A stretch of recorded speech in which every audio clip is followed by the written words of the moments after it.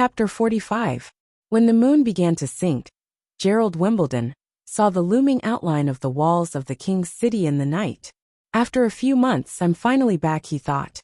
The fatigue from the long journey suddenly disappeared a lot, but he still remained vigilant. He reined in his horse and signaled his deputy to go forward and inquire about the situation. If the plan hadn't changed, Scholar Ong should have replaced the guards with his own men. After his deputy gave the signal, he lowered the drawbridge. He stared at the front with wide eyes, for fear that he would miss the faint light. The waiting time was not long, but Gerald felt as if time had frozen. When his eyelids were sore, and he could not hold on any longer, he finally saw flashes coming from afar. 2 flashes below the city wall, 3 flashes above, just as the plan had agreed. He breathed a sigh of relief and waved to his men to move forward. In this way, he was only 1 step away from the throne. Gerald rode through the side gate of the city wall, and his deputy walked side by side with him. Behind him were more than 20 cavalrymen. All of them were silent, pulling the reins and controlling their mounts to move forward slowly. The material of the walls of the Grey Castle Kingdom was taken from the fallen Dragon Ridge. This grayish-brown stone gave off a dark red luster under the torch, as if it had been soaked in blood. The entire wall was 20 feet wide. In order to build this wall, more than 1,000 laborers, slaves, and stonemasons died on the construction site. Even an army of 10,000 soldiers could not break through the wall, but now he could easily cross it.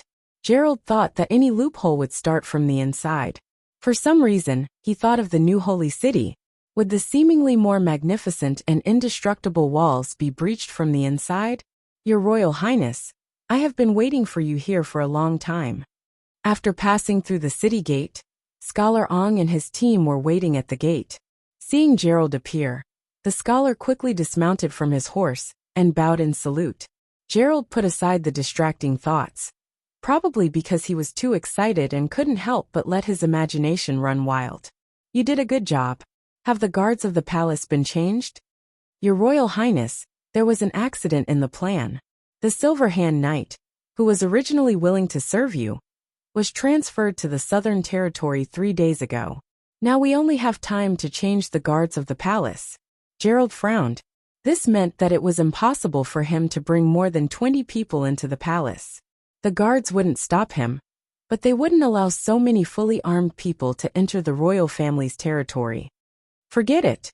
As long as 2 people from the team in the bedroom follow me, and the rest guard the door, and don't let anyone come in and disturb me, it'll be fine. He hesitated for a moment, and then made up his mind. Although the plan had changed, the situation was still under control. His father's personal guards would usually stay outside for the night. As long as someone could stall them for a moment, he was confident that he could cut them down with his sword.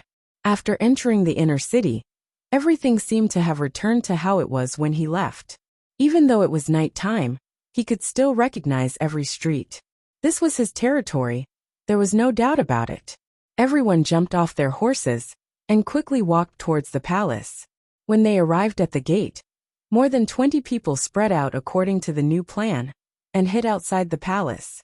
As Angor had said, although the guards were surprised that the prince had returned to the capital at night, when Gerald said that he had something important to do, they directly opened the door and let him in. After all, he was the eldest son of the King of Grey Castle, and legally the first heir to the throne. The prince and Angor passed through the garden and the main hall. Ahead of them was the castle where Wimbledon III lived. The scholar raised the torch in his hand and shook it left and right. Immediately, a guard came out of the darkness and knelt down on one knee. Your Royal Highness, please come with me. Gerald sniffed. He smelled blood. Didn't they say that all the guards in the bedroom had been replaced? He looked at the guard by the light of the fire. It was indeed someone he was familiar with, a knight who supported him to the throne. This made him feel a little relieved. Why did someone enter the castle? Your Royal Highness, His Majesty summoned a maid in the evening. When she came out, she saw our change, the other replied. Please rest assured, we have taken care of it. Maid? His father hadn't touched a woman for a long time, since his mother's death. Gerald was a little surprised, but now was not the time to worry about such trivial things. He nodded and said nothing more. He followed the guard into the castle, and the others followed. For Gerald, he could walk from the beginning to the end of the castle with his eyes closed. He had lived here for more than 20 years, so he knew where the secret passage and the secret door were. However, the purpose of his trip was to persuade his father to pass the throne to him. It was meaningless to sneak into the bedroom. He had to get rid of the guards stationed outside and let his father thoroughly understand his situation. Only then could he sit down and seriously discuss the ownership of the inheritance. If he couldn't convince him, Gerald Wimbledon took a deep breath and motioned for everyone to stop. He pulled out the two-handed sword from his back. The bronze door at the end of the corridor was the only entrance to the bedroom. Behind the door was the outer room, which was also the last line of defense in front of the bedroom. There were usually 2 or 3 guards stationed there. In case of an accident, they could rush into the bedroom to protect His Majesty. Gerald first pushed the door open a small gap. Then with a sidestep, he quickly rushed into the room and raised his sword in a fighting posture. But the outer room was quiet, and there was no one there. At the same time, a strong smell of blood assailed his nostrils. An ominous premonition flashed in his heart, and he ran directly to the bedroom. Then, Gerald saw an unbelievable scene. Wimbledon III was sitting on the bed in his nightgown, his upper body leaning on the pillow cushion. His robe was open, and a sword hilt was stuck in his chest. Blood flowed down his bulging belly and soaked the quilt. Standing next to his father was his younger brother, Timothy Wimbledon. How could this be? Gerald was stunned. Just like you, brother, Timothy sighed. I didn't want to do this. He clapped his hands, and a group of armored warriors quickly rushed in from behind the door and surrounded the eldest prince. This is a chess game, and I wanted to play it according to the rules. Brother, do you know? My sister didn't intend to play this game from the beginning, and of course, you didn't either. Otherwise, why would you hear Scholar Aang's astrological prediction and come all the way to King's City? To tell you the truth, if you didn't come, I would really be helpless. Scholar. He gritted his teeth and looked back. Scholar Aang took a step back and spread out his hands. I didn't lie to you. The apocalypse star is moving away from the blazing sun, means that the seeker has deviated from the right path. But it also means that the star has fallen. Gerald now fully understood that from the very beginning, he had fallen into a well-designed trap. The smell of blood at the castle gate was probably not left by a maid, and the reason why the Silver Hand Knight was transferred was also the same. But what made him most desperate was that Scholar Aang, who had taken care of him for more than 10 years and taught him to read and write since he was a child, finally chose the second prince, just like his father. Timothy Wimbledon, you are both his sons, but he poured so much effort into you and gave you the best territory. I didn't expect you to be the first to bite him. You are simply a devil from hell. Chapter 46. Gerald knew that he had no way out. The only thing he could do was to drag his younger brother to hell with him. At this moment he actually calmed down. Did you trick me here just to get rid of me? Get rid of you? No, that won't help me, my dear brother. I did it because I had no other choice. Timothy's tone was still calm, as if he was stating a fact. If I had waited for 5 years, I'm afraid I would have to face my third sister's pirate army. Do you know what she has been doing recently? Gerald shook his head and estimated the distance between himself and the second prince.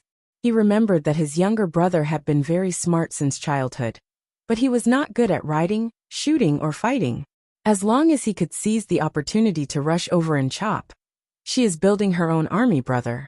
To tell you the truth, I admire her. She actually took this step long before the fight for the throne. Even I did not expect this. We got along so well when we were young. So why did we end up like this? Why must we kill each other? He said and took 2 steps back. For example, I'm afraid you want to cut me in half with your sword, right? I know, brother. You are still the same as before. When you want to kill, your eyes will become terrible. Timothy sighed. I will tell you bluntly, I want to stop the fight for the throne. Otherwise, in 5 years, I will be waiting for Garcia's fleet. She controlled the port of Clearwater a few years ago, and Valencia is suitable for producing merchants, but not suitable for training soldiers. I need an army, enough to resist my third sister's fleet. This is not something that can be achieved by relying on a trading city. Gerald Wimbledon, tomorrow you will be tried for leaving your territory and assassinating the king. I have to return to Valencia tonight and prepare before the news of my father's death reaches the eastern region. I will express my deep sorrow, and as the second in line, I will be crowned king, and you will be sent to the guillotine for the crime of killing the king.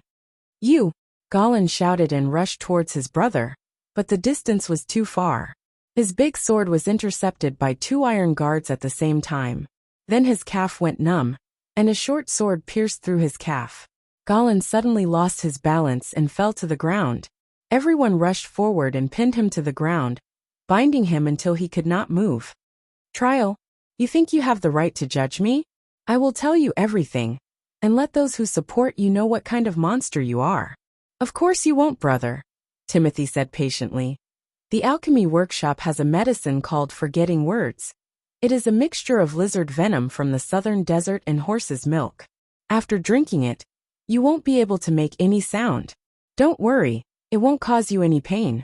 Instead, it's mellow and intoxicating. If you really want to blame someone, then blame our genius little sister. If it wasn't for her, I wouldn't have taken this step.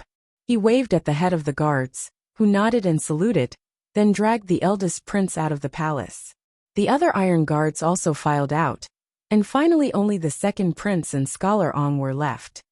Your Royal Highness, the throne is already in your pocket. I should also address you as Your Majesty, Scholar Ong said while bowing. You did a good job. When I sit on the throne of Grey Castle, I will fulfill our agreement. But seeing my brother's miserable appearance today, I think some agreements should be added with a guarantee clause. The scholar's expression immediately changed. Your Royal Highness, you mean? Rest assured, I just don't want to be betrayed. Timothy took out a wax pill from his bosom. I think you have seen this thing many times. It takes 7 days for the wax pill's outer shell to completely dissolve, which is almost the time it takes for me to return between King's City and Valencia. I used the price of the kingdom's chief astrologer to win you over, and I don't want anyone else to offer a higher price to take you away. Your Royal Highness, you must be joking. The scholar's face turned pale. He clenched his teeth and finally swallowed the wax pill. Smart choice. Timothy nodded with satisfaction. You can go now. When there was no one in the bedroom, the second prince's face became gloomy. He grabbed the porcelain placed on the low table beside the bed and fiercely smashed it on the ground, breaking it into pieces. A guard immediately came in from outside. Your Royal Highness? Get out! He roared. Yes. The guard quickly bowed his head and left the room, closing the door. Damn, it shouldn't have been like this. His plan didn't include killing his father. With the favor of Wimbledon III, he only needed to lead the other side to notice Garcia's actions and stop her. And the pawn in his hand was the eldest prince, Gerald Wimbledon. Timothy thought his plan was impeccable. He used the position of chief astrologer to lure Gerald's first mentor, Scholar Ong, who did not have a high position in the Astrology Association, to write a letter for himself to the eldest prince. And the eldest prince quickly took the bait. This was also in line with Timothy's judgment. His brother was good at fighting but not good at thinking, and at the same time he was not willing to give up the throne. The next few letters gradually provoked the eldest prince's ambition, and Timothy also prepared for the next step. When the last letter with the astrological prediction was sent, he secretly returned to King's City and revealed the news that the eldest prince might force the palace to abdicate to his father. There was no doubt that once this matter was confirmed, his father would fly into a rage and throw the eldest prince into prison, either until death or exile. Then, his father would turn his attention to his other children, and Garcia, who was wantonly developing the army, would inevitably become the second nail in his father's eyes. But why did it become like this? After hearing the news, his father actually showed a strange smile, pulled out his dagger, and directly stabbed himself in the chest. Everything happened so fast that Timothy had no time to stop it, and could only watch his father die. He slowly sat down beside the bed, and for the first time had the illusion that he was also a pawn in the dark. His father's last smile was like a nightmare, making his hair stand on end. He thought about the whole thing over and over again, including examining the body, but still couldn't find a clue. Why did his father do that? He also suspected that this man was pretending, but no matter how hard he tried, he couldn't find any flaws.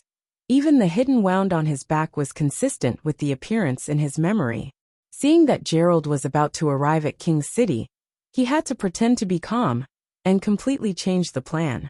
He would push the death of Wimbledon III to the eldest prince, and then use his identity as the second in line to ascend the throne in advance.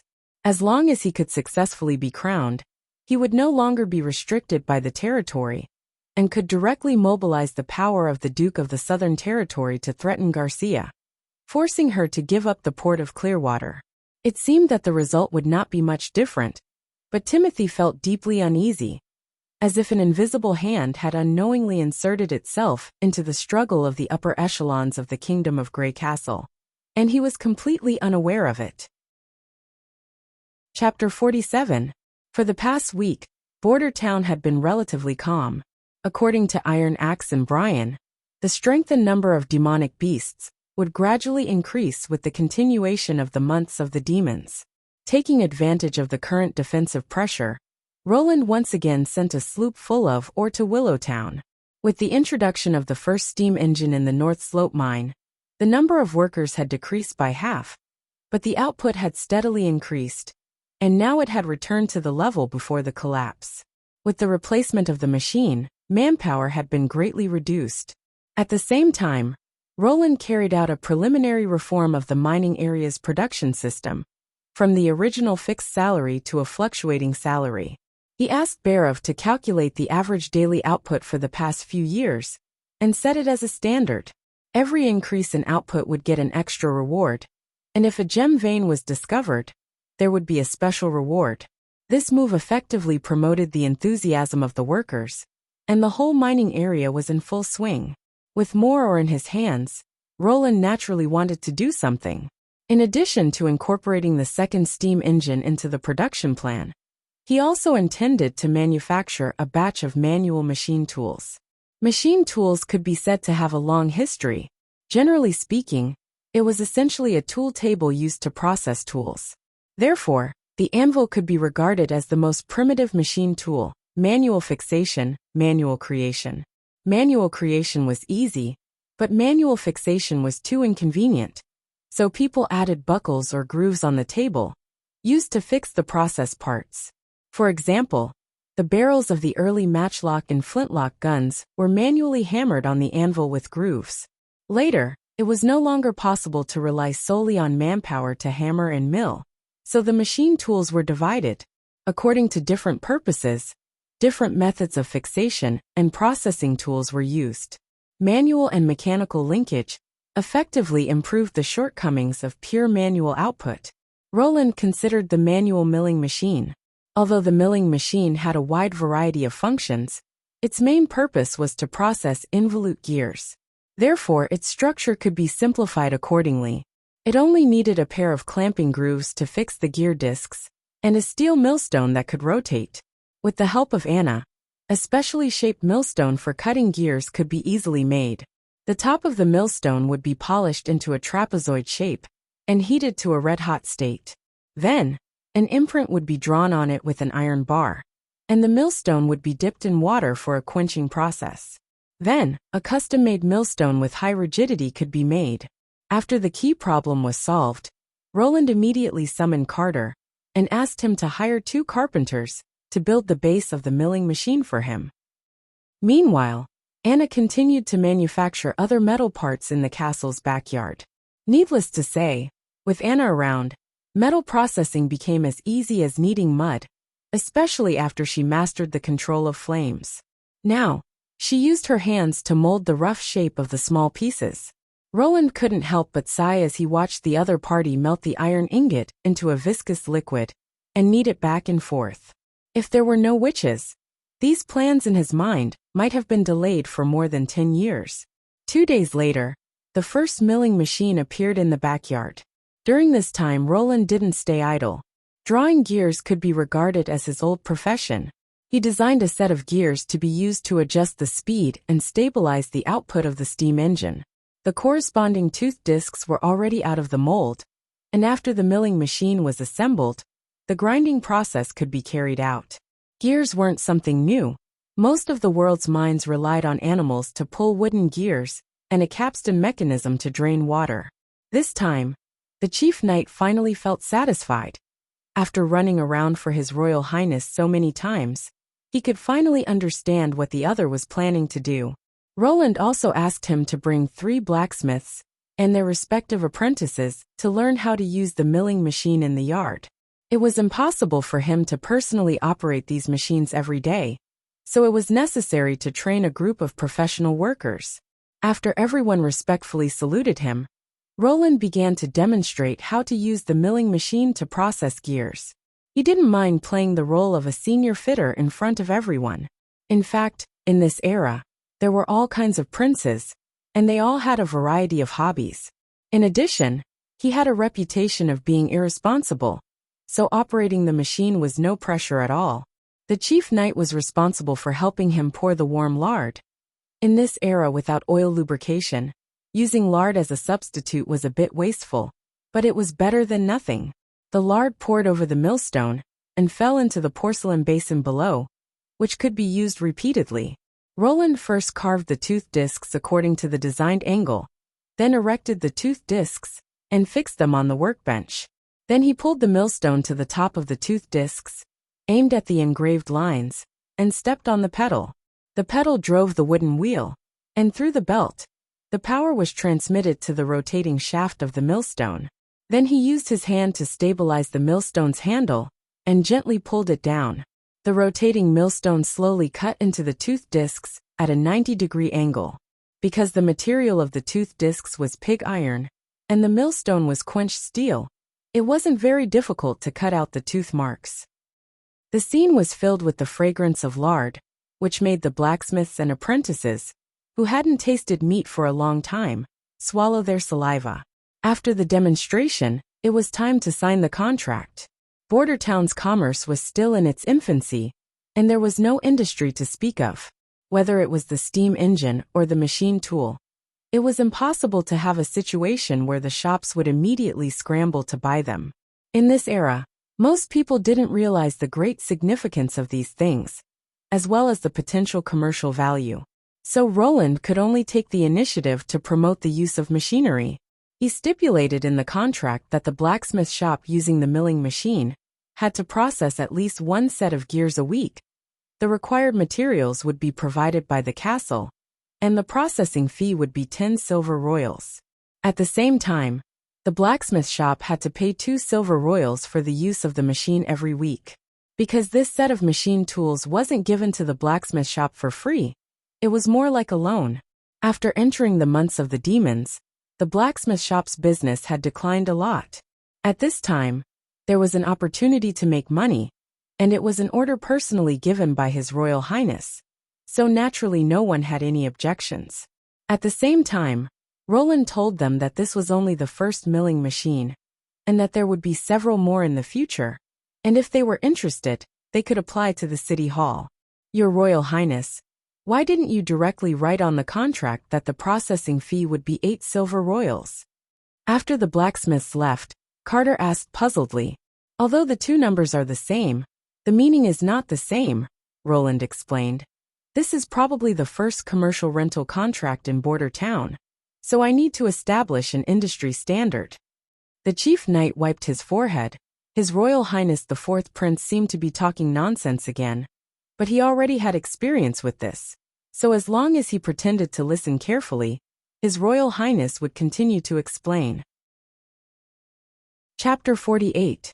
Just as Roland was in high spirits, and was ready to talk about how to establish a reasonable market, the sound of a horn came from afar. Only when the patrol members couldn't cope with the situation would they sound the alarm. Roland and Carter looked at each other, and immediately walked out of the castle's backyard. The guards had already prepared the horses, so Roland mounted the horse and rode towards the direction of the city wall with Carter and his men. When they climbed up the wall, the militia was already in position, and there was a row of spears on the wall. This made Roland feel a little relieved. The eggs were not in vain. He looked to the northwest and saw a group of black figures approaching border town.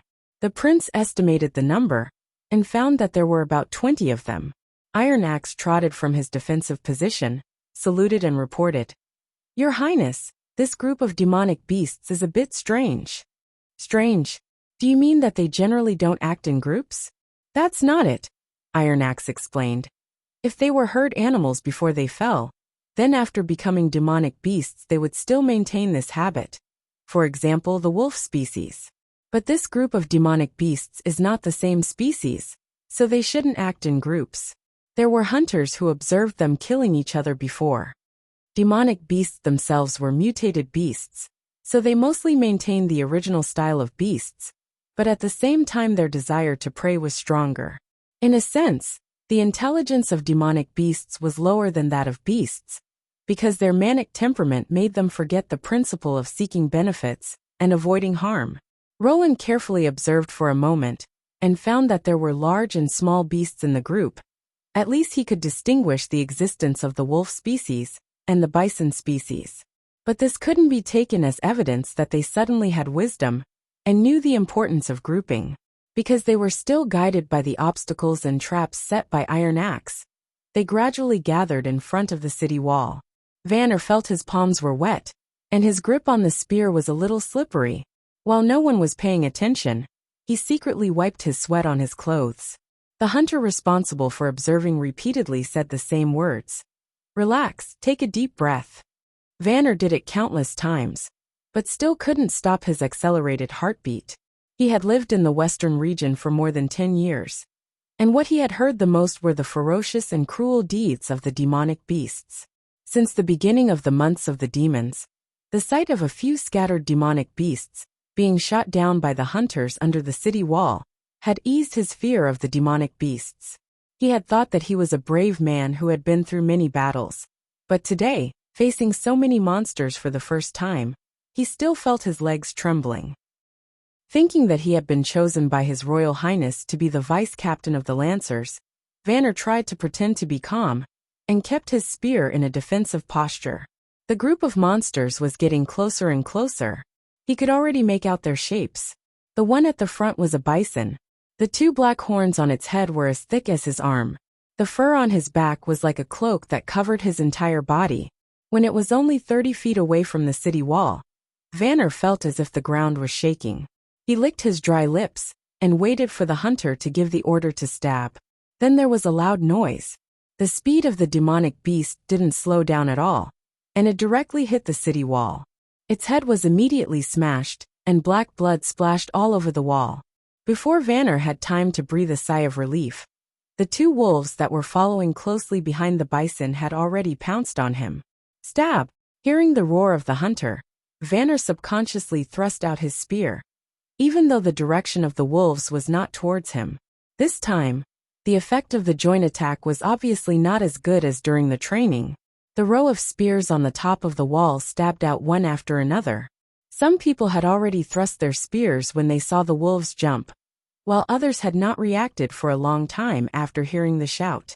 As a result, only one of the wolves was forced to retreat, while the other one jumped out of the gap between the spears and landed on the top of the wall. "Maintain the formation," the hunter roared.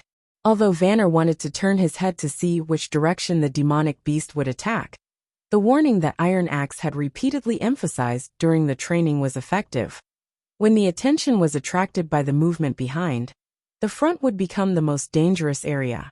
His eyes were fixed on the incoming group of demonic beasts, and he tightly grasped the spear in his hand. Obviously, the hunter team was much more experienced than the spear team. Before the wolves fell to the ground, the hunters had already unsheathed their scimitars. Iron Axe was even more agile. He directly strode to the front of the demonic beast, lifted the butt of his spear, and smashed it into the waist of the demonic beast, causing it to roll several times in the air. After the mutation, both the physical strength and the defense of the demonic beast had been greatly improved, so such an attack would obviously not cause too much damage to it. After it fell to the ground, it immediately turned over and stood up, revealing its sharp fangs. Unfortunately, Iron Axe's muzzle was already pressed against its head. A gunshot sounded. The skull of the demonic beast flew up, and its body, which had lost its brain, retreated 2 steps, twitched and collapsed to the ground. This beast is already dead. Continue to guard your positions. Ah, my stomach, someone screamed. Vanner glanced at the direction of the voice, and saw a team member leaning against the wall, tightly covering his stomach, and his hands were already stained with blood. His intestines are flowing out. It was the claws of the wolf when it rushed up. Help me. Damn it, get a piece of cloth to tie it up. The scene was chaotic. Fortunately, the next few demonic beasts that rushed to the bottom of the wall were wild boars. Although their skin was rough and their flesh was thick, at such a close distance, they were shot into hedgehogs by the crossbows of the hunters. Everyone don't panic. Roland, who had been stopped by Nightingale, had just arrived and shouted, "Have you all forgotten what to do when someone is injured during training? Do it according to the regulations." The prince's words instantly awakened Vanner. He remembered his duty. As the deputy of the defense team of this section of the wall, he should organize rescue when someone was injured. He called out the names of 2 of his teammates. "You carry him to the hospital, hurry up." According to his previous experience, it was basically impossible for this person to survive. But His Royal Highness had said that it was one thing to do it or not, and another thing to succeed or not. As a member of the militia, he must prioritize the execution of orders and regulations. When the wounded were carried away, order was finally restored on the wall. This wave of demonic beasts seemed to be numerous, but only a few could pose a threat to the people on the wall. The hunter team shot the rest of the demonic beasts one by one, and Vanner was relieved. The whole battle had only lasted for half an hour, but he felt that he had exhausted all his strength.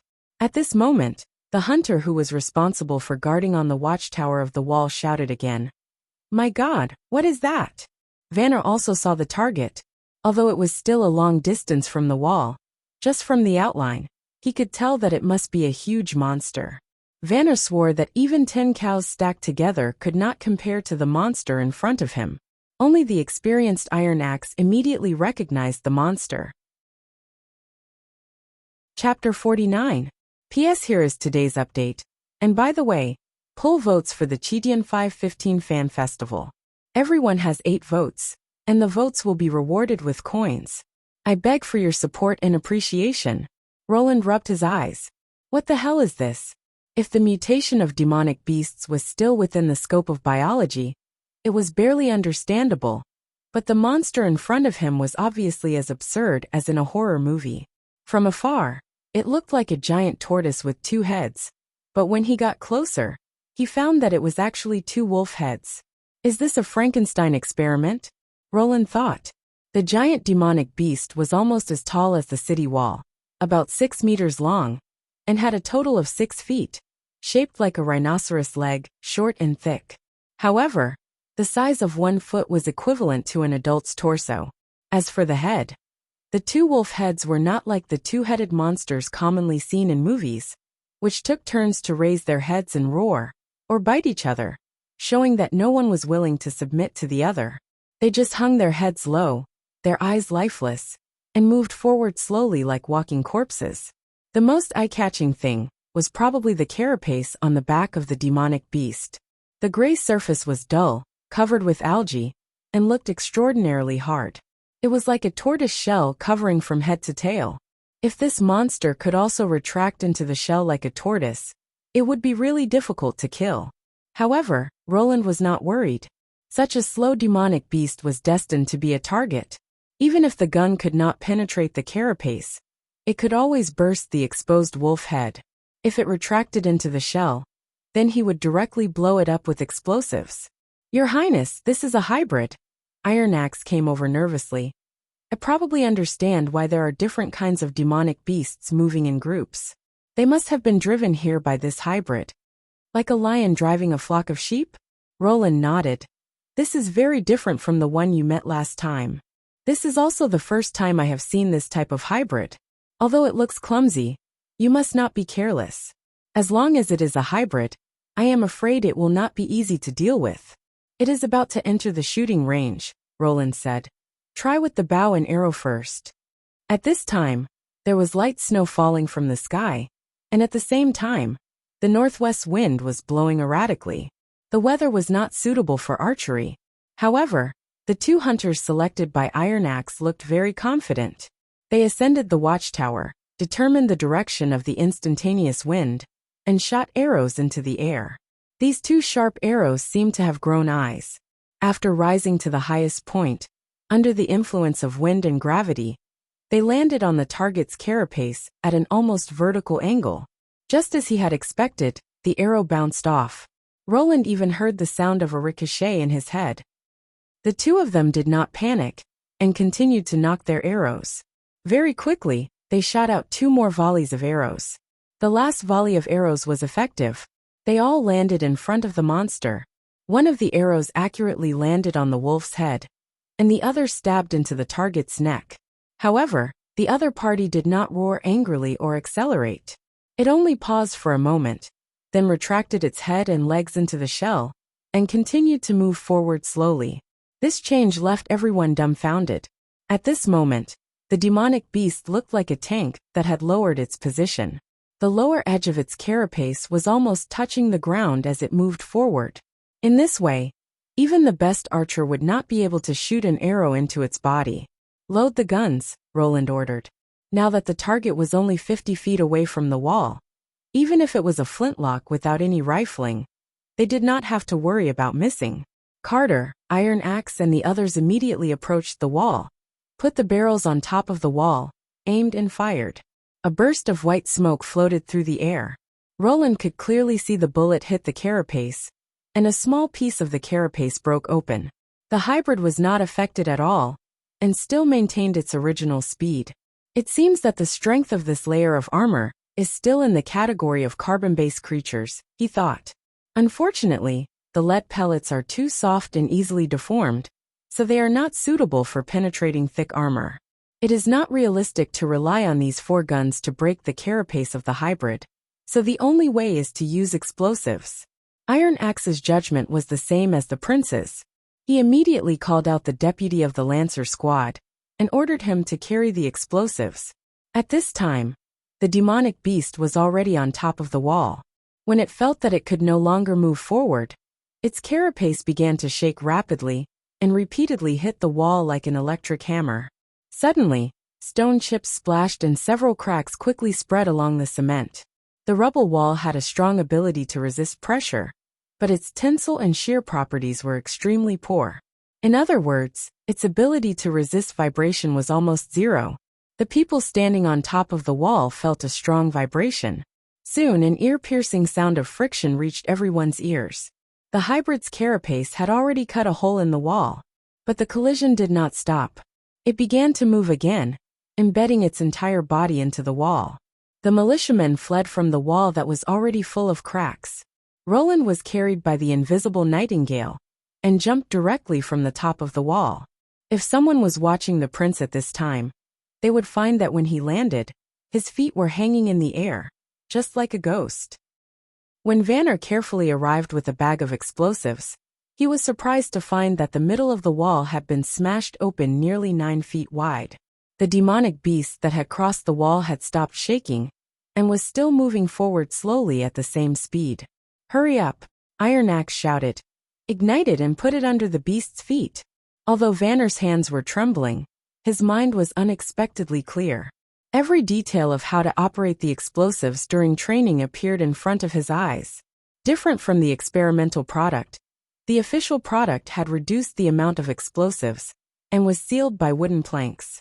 Waste or fragments were filled between the explosives and the planks. At the same time, the ignition design was optimized by using the pull-out method of flint and copper wire. If it failed, there was still a normal ignition fuse at the end of the explosives.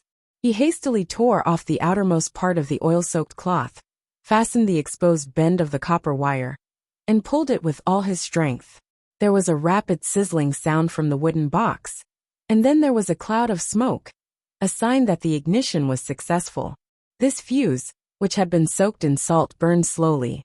It took about 10 breaths of time. Vanner saw the white smoke coming out of the box, and the surrounding world seemed to quiet down. He had seen the power of this thing. If it exploded in his hands, he was afraid that not even a piece of his body would be left. 9 breaths. Vanner listened to his own heartbeat and silently counted down. He walked step by step to the front of the demonic beast and put the explosives on its path. 5 breaths. Then it just pressed forward, and nothing could stop it. 3 breaths. Vanner turned around and ran. 2 breaths. 1 breath. Hearing a muffled sound, Vanner felt the ground under his feet shake violently, and the world became noisy again. He turned his head and saw a white airwave rushing out from under the carapace. It was the snow brought up by the explosion of the explosives. At first glance, it looked very much like a cloud of scattered mist. The demonic beast finally stopped moving, as if it could no longer bear the weight on its back. Its huge armor crashed to the ground. Then black blood surged out from under the carapace and soaked the ground around it. Whoa, whoa, whoa! The crowd suddenly burst into cheers. Vanner sat on the ground. Only now did he realize that his clothes had been soaked in cold sweat. It was finally over. When everyone thought so, the high-pitched buzzing of the horn resounded through the border again. Another wave of demonic beasts emerged from the horizon and rushed towards this border town. Chapter 50. P.S. I present today's update. And by the way, poll votes for the Chidian 515 Fan Festival. Everyone has 8 votes, and the votes will be rewarded with coins. I beg for everyone's support and appreciation. Are you feeling better? Anna patted Nana's back. She also felt like something was churning in her stomach, but in the end she endured it. When the wounded was carried up, he was still conscious. He kept repeating, "Save me, save me." The despair and pleading in his eyes made people feel sad. Seeing the intestines hanging outside his stomach, Nana directly vomited them out. Even so, she insisted on finishing the treatment. After Brian helped put the intestines back into the wounded stomach, Nana stretched out her hand and closed her eyes to heal the other's wound. The little girl looked a little dispirited. She leaned against Anna and whispered, "Today is the first time I heard the horn sound. Is His Highness in trouble?" "I don't know." Anna shook her head. She wanted to go to the city wall to have a look, but she was afraid that she would cause trouble for Roland. She was a little envious of Nightingale. Her ability to move silently was really convenient. At this moment, a muffled sound came from the direction of the city wall. Everyone felt a slight vibration. Brian stood up and paced around the room anxiously. "Take it easy, young man," Baron Pine said while wiping his sword. "Losing your cool before entering the battlefield will only make a bad result worse. Besides, it's far from the worst." "I'm sorry, Your Excellency," Brian replied. "I just feel uneasy when I think of people fighting desperately on the city wall, while I'm wasting time here. It is my duty to guard this town." "Perhaps," Pine shrugged. "But guarding the town is not your duty alone. I heard that His Highness will confer you the title of Knight after winter, so you should understand that the first principle of a knight is loyalty. Since he needs you to protect Anna, you should fulfill your responsibility." "You are right." Brian hesitated for a moment and sat back in his seat. But soon, they heard the second horn sound. It was more urgent than the first, like thunder rolling through everyone's heart. Pine furrowed his brow. "Anna!" Nana exclaimed. He turned his head and saw that the witch was heading straight for the door. Brian immediately chased after her and blocked her way. "Didn't you say you wanted to guard the city wall? Now is the time," Anna said calmly. "As long as you come with me, you won't be going against His Highness's orders." As expected, Brian was stunned. He raised his head and looked at Pine. What an amazing girl, Baron thought. At least there was nothing wrong with this sentence, because His Royal Highness did not stipulate that she must stay in the infirmary. And according to Nana, she can summon fire. If the current situation was really critical, the addition of a witch might play a role in reversing the situation. Thinking of this, he nodded. "Protect her?" "Yes." Brian immediately became spirited and replied loudly. Seeing the two of them leave, Nana asked, "Father, aren't you going?" "My battlefield is here, my good daughter," Baron smiled. "Whether it's demonic beasts or devils, I won't let them hurt you." Not far from the infirmary was the city wall.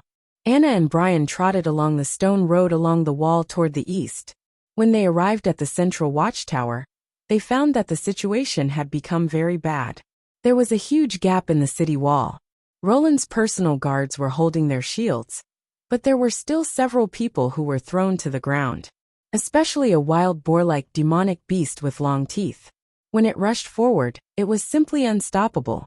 The guards standing in front of it were almost knocked away along with their shields. "Hey, it's dangerous here, you should leave quickly."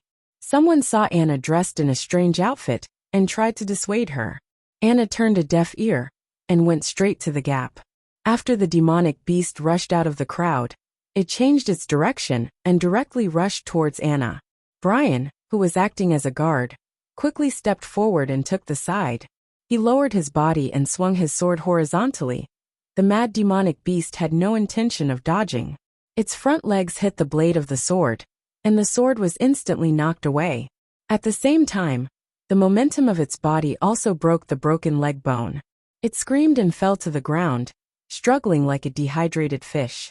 For a while no one dared to approach. Anna went to the side of the demonic beast and pressed her hands on the ground. Flames suddenly sprang up from under the demonic beast's body, and soon it was roasted into a ball of charcoal. Roland also noticed the sudden rise of the flame. When he found out that Anna was personally going into battle, he was so scared that he broke out in a cold sweat. This was not in his plan. He originally intended to let Anna gain the favor of the militia, and when most people accepted the witches, he would make the existence of Anna public. But now it was too late. He immediately turned his head and said, "Don't worry about me, you go and protect her." Anna absolutely could not be lost. As an important person in the development of industrial technology, if she was injured it would bring immeasurable losses. "I know," Nightingale said. "Please pay attention to your safety." Anna walked to the front of the broken wall. Most of the guards of Roland had seen this strangely dressed girl, so they all gave way to her. She stood in the middle of the shield wall and stretched out her arms to both sides. The flames, like vines, gushed out from her palms and climbed up along the broken wall. All the people who witnessed this marvelous scene had their mouths wide open. They could not believe that a wall of flames was slowly rising and filling the gap in the wall. This was not an illusion. The high temperature brought by the flames made the guards at the broken wall retreat. The surrounding snow quickly melted and formed a white mist. The demonic beasts also felt the burning heat of the wall of flames. They all fled to both sides. Occasionally one or two would rush into the wall of flames, but they only ran 2 steps before they were buried in the sea of flames. "Everyone go to the wall!" Roland took the opportunity to shout. "Lancers, regroup! Hunter team, shoot freely!" Then he grabbed Carter's gun, climbed to the top of the wall, and personally shot at the demonic beasts who had nowhere to go. The prince's action immediately inspired everyone present.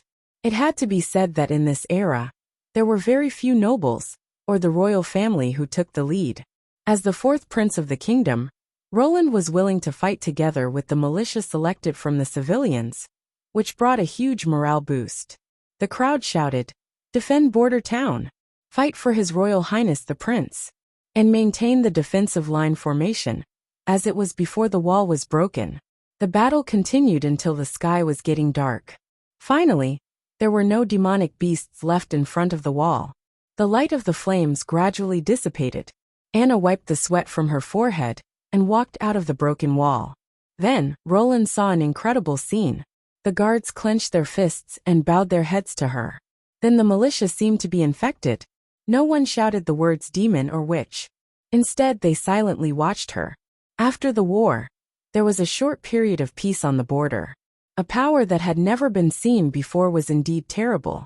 But when this power stood on their side and fought against the evil enemy, the fear would gradually disappear and be replaced by trust and gratitude.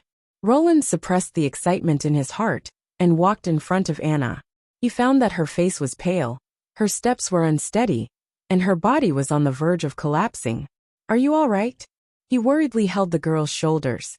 She reluctantly smiled at the prince and then fell into his arms. Chapter 51. Through the narrow high window of the terrace, the afterglow of the setting sun shone on the ground, reflecting a dark red stripe on the walls. There were only a few places in the kingdom where you could still see the setting sun, and the port of Clearwater was one of them. According to legend, the months of demons, which was covered in snow and cold wind, had little effect on the port. Except for the Black Sail fleet, which was unable to leave the port, the whole city was as busy as usual. And the owner of this harbor city, Garcia Wimbledon, was sitting in front of the square table under the window, seriously reading the letter in her hand. Her gray hair was dyed with a touch of gold under the setting sun, and the crisscrossing light and shadow of her face set off her angular facial features, giving her a unique charm and full of heroic spirit. Farayan had been standing by her side for some time now.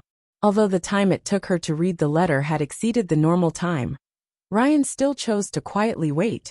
He didn't want to disturb the peace.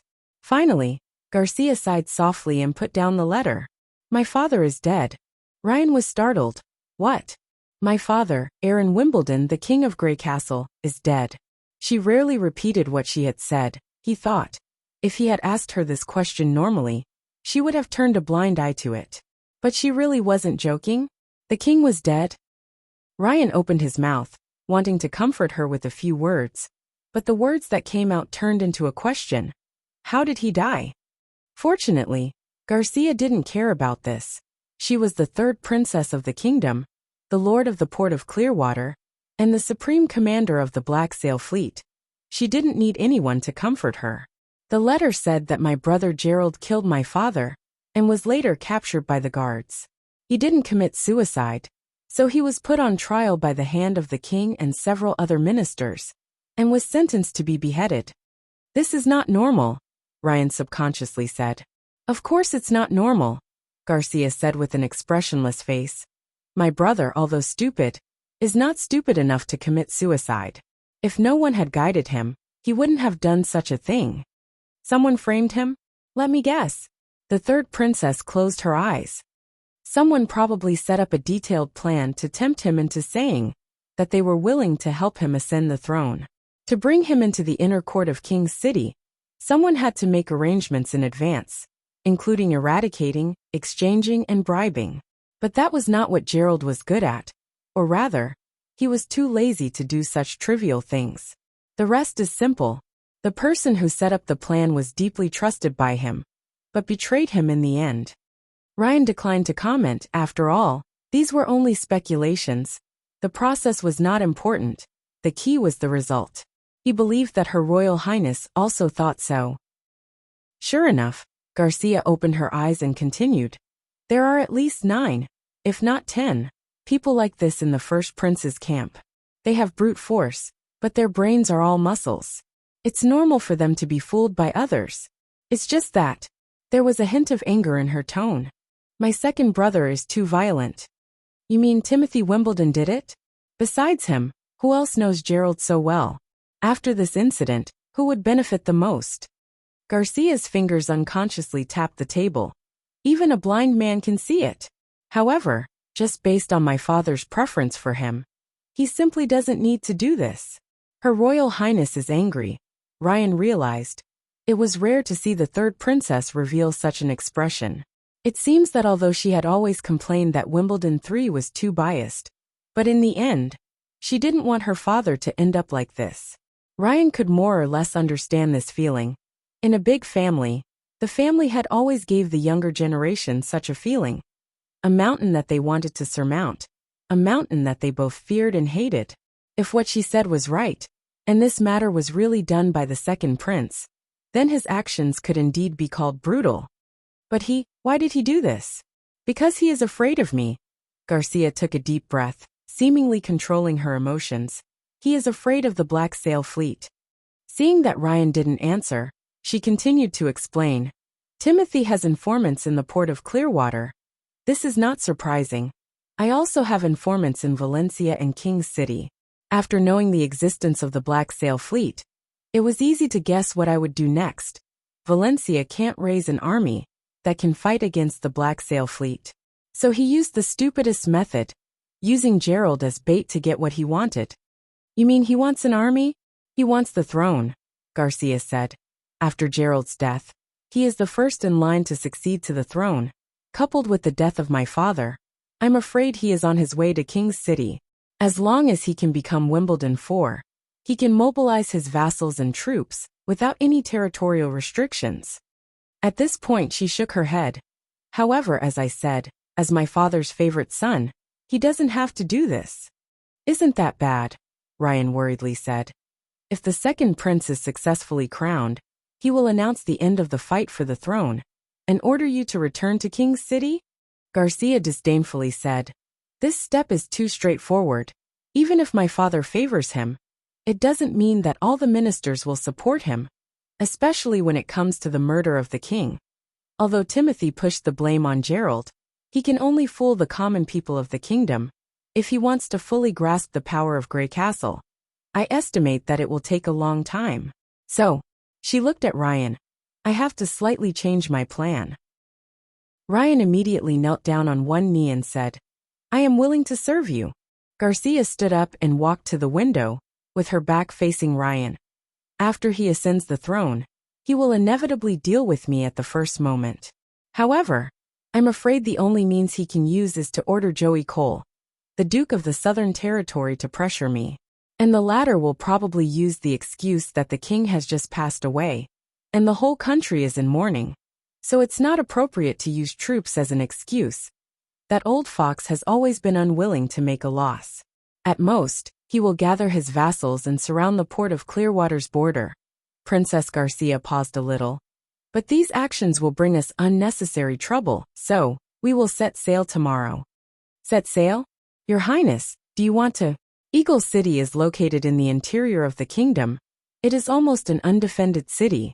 Through the tributary of the San Juan River, we can reach Clear Spring Town. And from there, we will only need 1 day to reach Eagle City. After I capture Joey, the whole Southern Territory will be under my control. This is an interesting time difference. When he sits on the throne and wants to order Duke Joey, he will find out that the whole Southern Territory has become my territory. I don't know what kind of expression he will have. But you also said Wimbledon 3 has just passed away, so what, do I still need to shed tears first? Garcia turned around. The setting sun fell into the horizon, covering her whole body with a layer of purple and red gauze. Her face was hidden in the darkness. Only her eyes were bursting with a subtle light. Her eyes were as firm as a rock, Ryan thought. Even if there is anger, there is regret, there will never be sadness. Sadness is not suitable for a king. No, you don't need to, he said seriously. Garcia nodded with satisfaction. Go summon all the captains to me. Since Timothy is not willing to wait for 5 years, I will not let him down. After obtaining Eagle City, the whole Southern Territory will be independent. It doesn't matter if all of this is done by Timothy or not, he thought. She can always find a suitable path in the unpredictable situation. And once she decides, she will move forward bravely. This is her charm, and also the reason why he followed her. Chapter 52. Roland knocked on the door, and after hearing Nightingale's response, he pushed the door open and entered the room. The room was covered with thick curtains, and only in the early morning and evening would the window be open to let in the air. At other times, in order to keep warm and keep out the light, the window would be closed. The only source of light came from the 2 candlesticks at the end of the bed. The candles burned quietly, casting 2 crisscrossing shadows on the furnishings in the room. He walked to the bed and looked at the woman buried in the soft velvet pillow and bedding.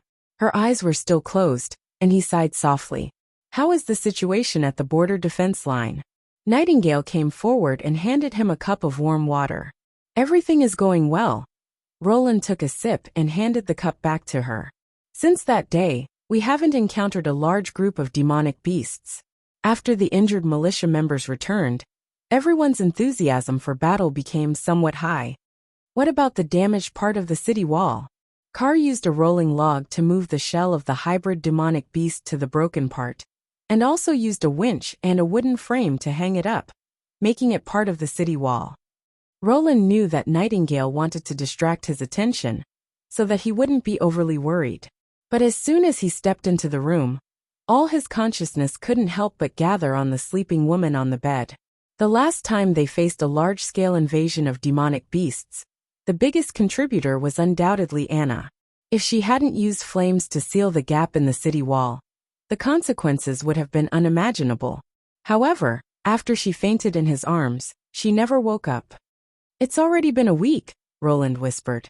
"In theory, if a person was in a coma for a week without eating or drinking, and without direct external supply of nutrients, such as injections, the body's functions would collapse, and the brain would gradually die in shock. But Anna didn't show any signs of weakness or illness. At least, she looked much better than when she first fell. Her cheeks were rosy, her breathing was steady, and when he put his hand on her forehead, he could feel the temperature of an ordinary person. Everything indicated that Anna was in a healthy state, but she couldn't wake up. This is also the first time I've encountered such a situation." Nightingale, who was standing at the side, shook her head. The magic power in her body was depleted in that battle, but now it's almost saturated, and it's even denser than before. "If I'm not wrong, tonight will be her coming-of-age day." "Are you saying that she will become an adult in a coma?" "No, she will die in a coma," Nightingale said bluntly. "The pain she suffers on the day of adulthood must be overcome with willpower. Once she gives up the resistance, the magic backlash will irreversibly destroy the witch's body." Roland moved a chair next to the bed and sat down. "But I remember you saying that when the demon bites the body, no matter how painful it is, the consciousness will always remain awake. Either you get through this hurdle, or you choose to end your life." Indeed, there were some people in the Witch Cooperation Association who wanted to pass the demon's bite by falling into a coma. But it wasn't the day of adulthood. It was just an annual torture.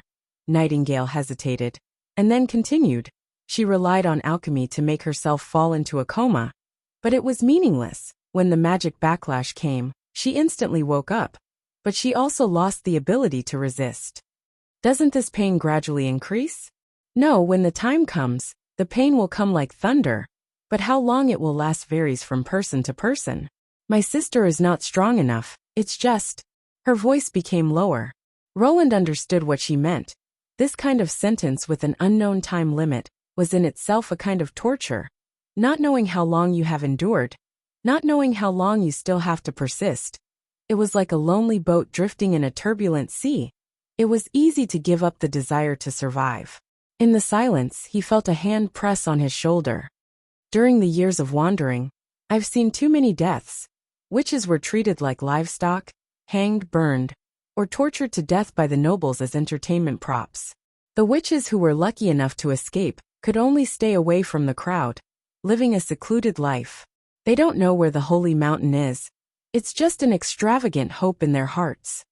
Nightingale's voice was softer than ever. "But Anna is different. Apart from the Sisters of the Witch Cooperation Association, it's the first time I've seen someone care so much about a witch. She is needed, valued, and treated like a normal person. Your Highness, even if Anna can't survive until adulthood, she has already found her own holy mountain." But this was not the ending he hoped for. Roland closed his eyes, recalling the scene when he first met her. Her feet were bare, her clothes were tattered, and she was trapped in a cage. But there was not the slightest fear on her face. Her eyes were like the unpolluted surface of a lake, clear and calm. She was a flame, but not as lively as a flame. The scene rotated like a horse lantern. "I've satisfied your curiosity, my lord. Can you kill me now? I've never used it to hurt anyone. I just want to stay by His Highness' side, that's all. The demonic bite can't kill me. I will defeat it." "Are you dreaming? I'm not going anywhere." Roland suppressed his turbulent thoughts, whispered. "I will accompany her until the last moment." "Me too, and thank you." After dinner, Nana also came. Hearing that Anna was about to reach adulthood, she also insisted on staying. Roland had to arrange an extra room on the second floor for Sir Pine, who accompanied him, to spend the night. In this way, Roland and the two witches sat around the bed, quietly waiting for midnight. For Nightingale and Nana, they also had to endure the pain of the demonic bite this winter. Fortunately, everyone's awakening day was different. Otherwise the three witches would have to suffer the test of life and death at the same time. Roland estimated that he would not be able to pretend to be calm and stay in the room. There was no clock tower in the town. In the candlelight in the room, the passage of time became blurred. The cold wind blew against the window. From time to time they could hear the whistling sound of the air passing through the window. Just when Roland felt a trace of tiredness in his heart, Nightingale suddenly said, "It's starting." Only she could see that the magic in Anna's body began to become restless. The green flame became more and more intense. The center part of the incandescent part turned dark. The manic magic gathered in the center. As if it was being pulled by something, it struggled and rolled, but to no avail. Roland could not see these changes, but he also noticed that something was wrong. The flame at the top of the candle swayed, but there was no wind in the room. The light emitted by the flame became darker and darker, as if it was being swallowed by the surrounding shadows. And then the color of the flame changed. The orange-red flame turned into a green flame. He looked at the woman in the bed. Anna was still sleeping. Her face did not change in the slightest, as if all this had nothing to do with her. At this time, the candle was almost completely hidden. It was not that the flame was extinguished, but the green flame was slowly swallowing the orange-red part until the light completely disappeared, and everyone fell into darkness. But soon, the flame was lit again. Only this time, the flame on the candlestick had turned into a pure green. The three of them were reflected in the green light, staring at each other, a little difficult to understand what was going on. At this time, Anna's moan drew the three's attention back to her. She slowly opened her eyes. "Anna." Roland was stunned. She woke up. The woman blinked, smiled at him, then stretched out her right hand, opened her palm, and held it in front of the prince. A green flame jumped out of her palm, quietly burning. Chapter 53. The next day after Anna woke up, Nightingale said goodbye to Roland. "Although I don't know the reason, I'm afraid she's the first witch to safely pass the Day of Awakening," said Nightingale excitedly before leaving. After following Roland for a long time, she began to use the word awakening to describe the transformation of witches. "I'll bring my sisters from the Witch Cooperation Association, and I hope you can accept them, just like you accepted Anna." Roland couldn't ask for more. One Anna had surpassed the hot forging process and made the town see the dawn of the industrial age. What would a group of witches mean? Of course, considering the safety issue, he still tried to persuade her to stay, hoping that she would go to the impassable mountain range after the end of the months of the demons. But Nightingale was obviously impatient. "This winter, there will be many people who will face this difficulty. If we can tell them the news earlier, maybe there will be fewer people who will leave us. Rest assured, ordinary demonic beasts can't find my whereabouts." "Then what about your Day of Awakening? When is it?" Roland finally asked. Nightingale turned over and mounted the horse. "At the end of winter and the beginning of spring." She waved her hand, leaving the prince to look at her back. "Don't worry about me. In recent years the pain has become less and less painful." Roland fell into deep thought upon hearing the answer. He had also been thinking about the reason why Anna was able to pass the Day of Awakening so smoothly.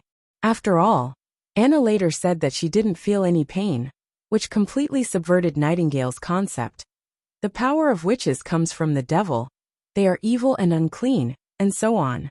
When she died, her blood evaporated and her skin burned black, became the unshakable evidence of the power of the fallen. However, Roland didn't think about this from the beginning. He searched through the memories of the fourth prince, but he didn't find any evidence of the existence of God or the devil in this world. Since the power was not a gift from God, it shouldn't be regarded as a standard to distinguish between good and evil. In fact, even if the gods frequently interfered with the mortal world, it was the believers who first chose their own camp, and then were given divine power, not the other way around. According to Nightingale's description, witches were the aggregation of magic power. Could it be that the container itself was damaged because there was no place to release the magic power? Roland felt that the possibility of this was very high. Witches were hostile and suppressed by the majority of people, so they would inevitably choose to hide their abilities and pretend to be a normal person, living in fear. As a result, they rarely had the chance to use their magic before they reached adulthood. Of course, Roland did not think that his castle was a good place. He had asked Anna and learned that she had also experienced unbearable pain before. If there was anything different about this year, it would be that ever since she came to the castle, she had been using this power almost every day. Nightingale's last answer vaguely confirmed his conjecture. The invisibility ability would not attract attention, even if it was used frequently. In addition, she had been forced to train this ability, and now she could use it even more freely. That was why the backlash on the day of awakening had little effect on her. After returning to the castle, Roland immediately strengthened Nana's training. If there were no wounded in the line of defense, she would have to treat all kinds of small animals. If he could confirm his conjecture through Nana, it could be said that the significance of the witches would be earth-shaking. The devil's curse would become a gift from the heavens. As long as he could ensure that his territory was open to witches, the witches would continue to gather. In any case, after this wave, everything was back on track. Roland began to step up the production of the steam engine too, and at the same time let Anna familiarize herself with the process of her new ability. In the backyard of the castle, a shed was set up, but this time it was to shelter them from the wind and snow. As an experimental base, he felt that it was safer to build it in his own territory.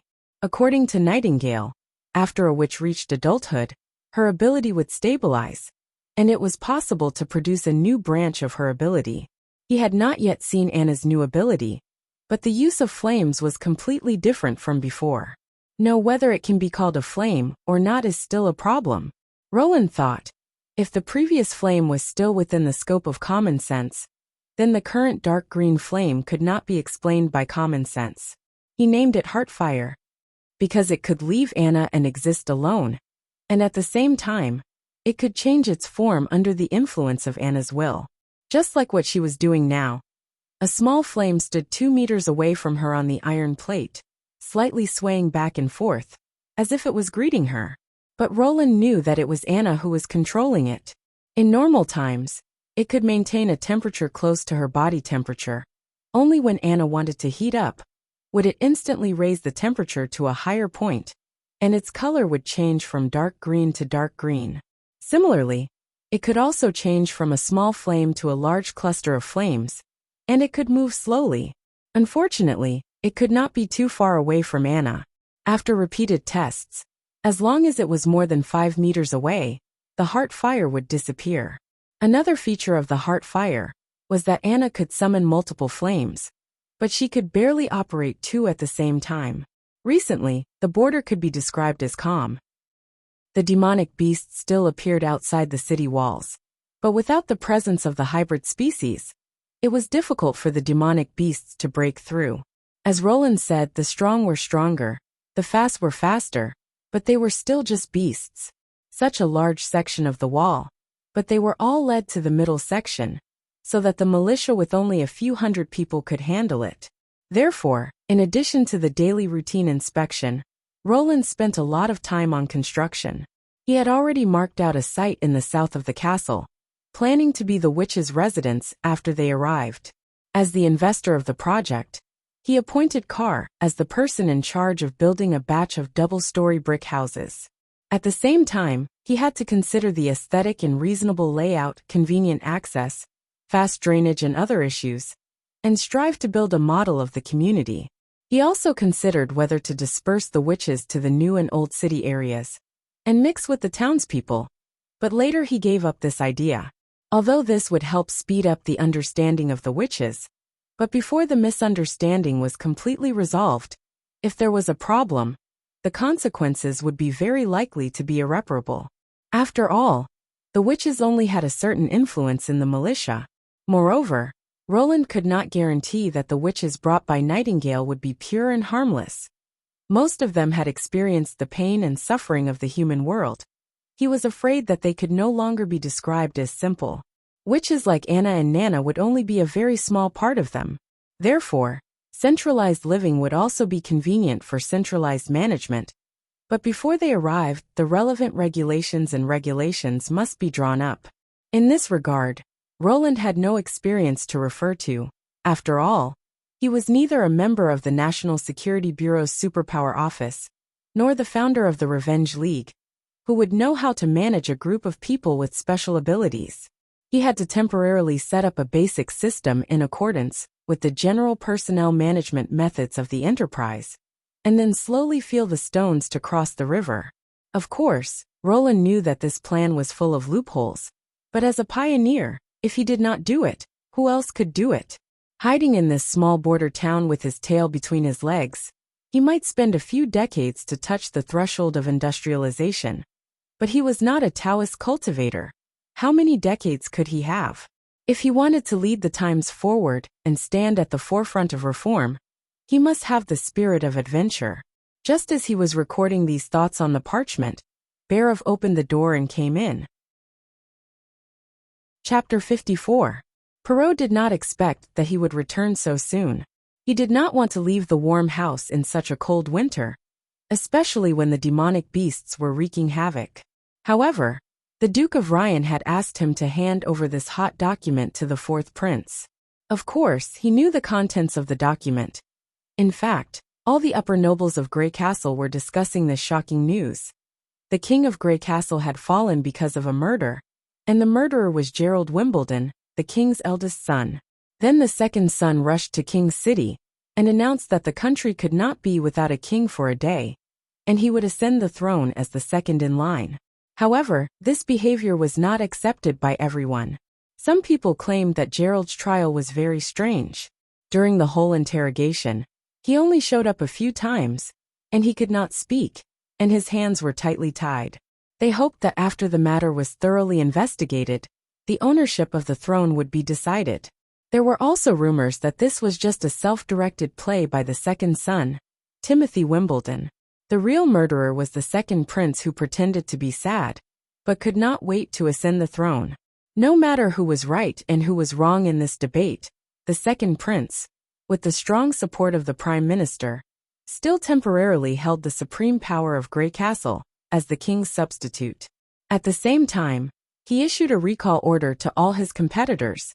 The fight for the throne was over, and the princes and princesses should return to King's City before the end of winter after receiving the edict. The new king would officially confer territories and titles, according to the results of the 6 months of governance. Of course, Perrault could see the urgency in this order. Whether Timothy Wimbledon could sit on the throne depended on the reactions of the other princes and princesses. If they obediently gave up the fight for the throne and returned to King's City, then he would naturally become the undisputed Wimbledon IV. The document sent to Border Town would first be transferred to Longsong Stronghold, but the Duke of Ryan himself scoffed at this recall order. When the king was alive, he still had a high degree of control over the local lords. As for the second prince, this forced ascension was extremely stiff, coupled with the precedent of Gerald being sent to the guillotine. No one was willing to return to King's City alone. However, in the eyes of the 6 stronghold families, this was a timely order. More than 2 months ago, the Elk Earl's unauthorized action made the Duke very unhappy, especially when it failed. The prince's reaction was also very fierce. He directly sentenced Hills Med to be hanged. This time, both sides had shed all pretense of cordiality. Originally, the Duke had planned to wait until the end of the months of the demons to solve this problem, but now with this official document, he could do it more justifiably. If Roland Wimbledon returned to King's City, then Border Town would naturally belong to the Duke Ryan.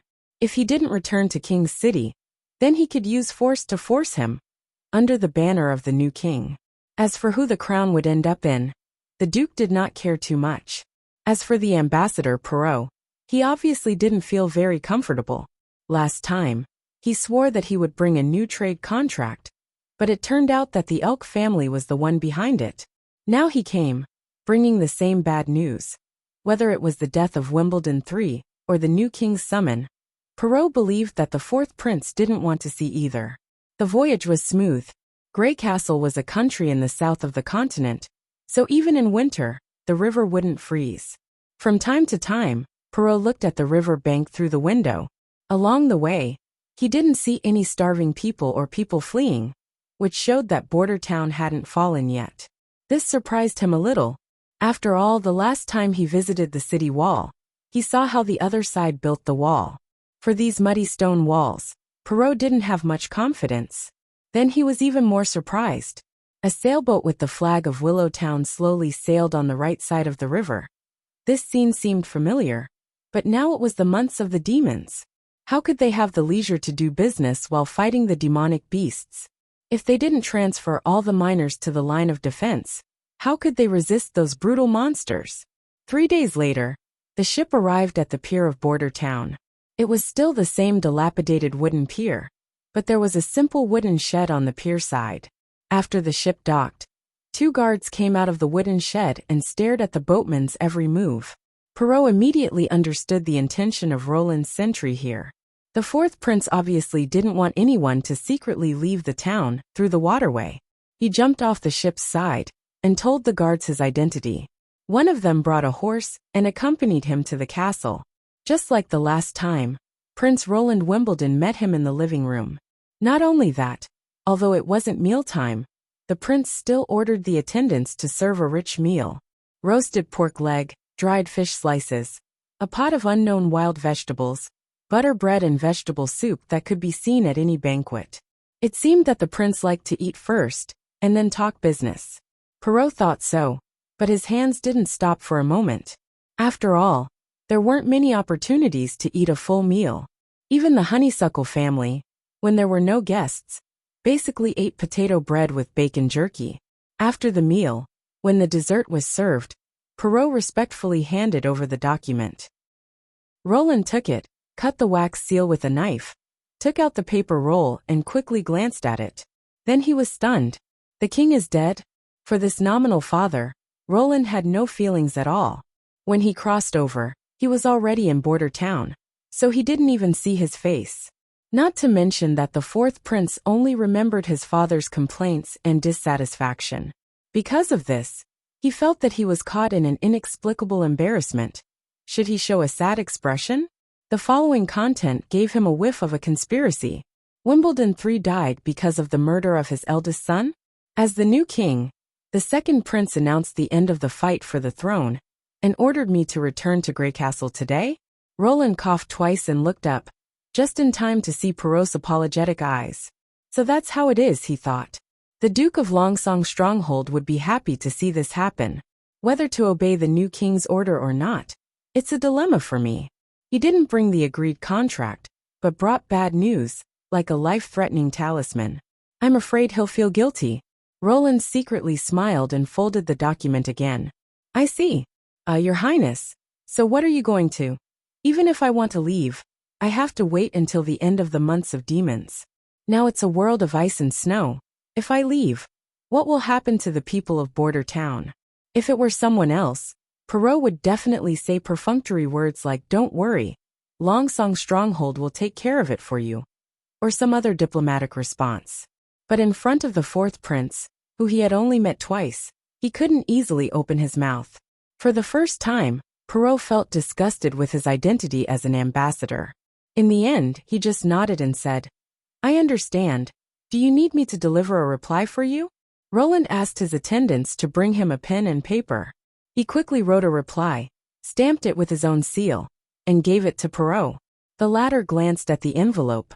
The cover was clearly written to the 2nd Prince of Grey Castle, Timothy Wimbledon, not King Wimbledon IV. Chapter 55. When Roland opened the office door, Berev had been waiting in the room for a long time.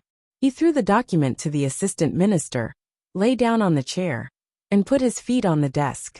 If there were no outsiders present, he really wanted to hum a song. "Your Royal Highness, please restrain your grief." Berev quickly read the document and frowned. The king has unfortunately passed away, and the murderer is the 1st prince. This is really a tragedy. I don't know what your Royal Highness is going to do next. Gerald's death is too strange. I want to see the 3rd and 5th sisters' decision, Roland said. But in any case, there are some things we should prevent in advance. Berev looked at the prince, waiting for the other side's next words. King's City may become turbulent because of this change of royal power. So the first thing to do is to pick up your relatives and family members. Of course, more importantly, in order to prevent the second prince from using these people to threaten his vassals. For now, in order to maintain the normal administrative and financial operations of Border Town, the assistant minister was indispensable. Roland took a sip of tea and continued. You and Carter, as well as your subordinates, write a letter to their families. I will ask my guards to take it to King's City and arrange for them to take shelter in other towns. Don't come to Border Town? Barov was not a fool. More than 20 years of political experience made him immediately understand the prince's meaning. No, Roland did not want the other side to use their families to threaten his subordinates, but he also did not want his subordinates to think that he was using their families to threaten them. So he chose a compromise. First, they would settle in other safer towns, and later when Border Town had a firm foothold, they would move here. I know. Thank you for your concern, Your Royal Highness. The assistant minister nodded in agreement, which made Roland feel relieved. In the end, he could use too few people. Another thing about the ore trade: recently suspend the export of iron ore, and only sell raw gemstones to Willow Town, he ordered. I need to keep the iron ore for my own use. This will cause a decline in revenue, Your Royal Highness. But it won't fall too much. The miners found a new gem deposit, which can make up for part of the gap, Roland said. Moreover, there was not much business during the winter. Nobody was willing to go out to do business during the days when demonic beasts might appear at any time. In the long 4 months, it was likely that there would only be 2 or 3 rounds of business. For a lightweight single-masted sailboat, transporting raw gemstones was obviously a more cost-effective choice. I see. Barov wrote it down. After the assistant minister left, Roland called Carter Lannis. I need to expand the size of the militia. After the recruitment is sent out, you can arrange for a few quick and capable members to be captains in the new team. The training will be carried out in the same way as last time. Your Highness, if we continue to train according to the previous method, I'm afraid it will take a long time before the new team can be used. That's still better than a motley crew. Roland waved his hand, signaling for him to do as he said. Although the troops trained this way were far from being an army, and were probably only at the level of university students who had completed military training, sometimes one had to compare one's combat power with one's opponent.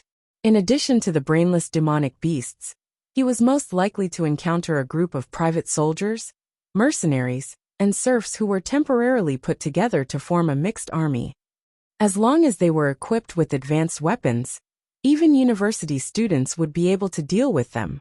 After Carter also left, Roland couldn't help but laugh. He didn't think that such a coincidence would happen. It was like sending charcoal in the snow, or a pillow when he was sleepy. Was this bad news for him? Was it a dilemma?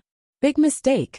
He didn't know much about Garcia Wimbledon, but he knew that she wasn't the kind of person who would be trampled on. The first prince was sentenced to death in such a short time. Even if there was no inside story, he was afraid that she wouldn't easily return to King's City. He just had to follow her instructions.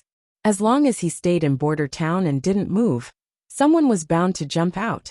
And the Duke of Longsong's stronghold was likely to be the first one who couldn't sit still.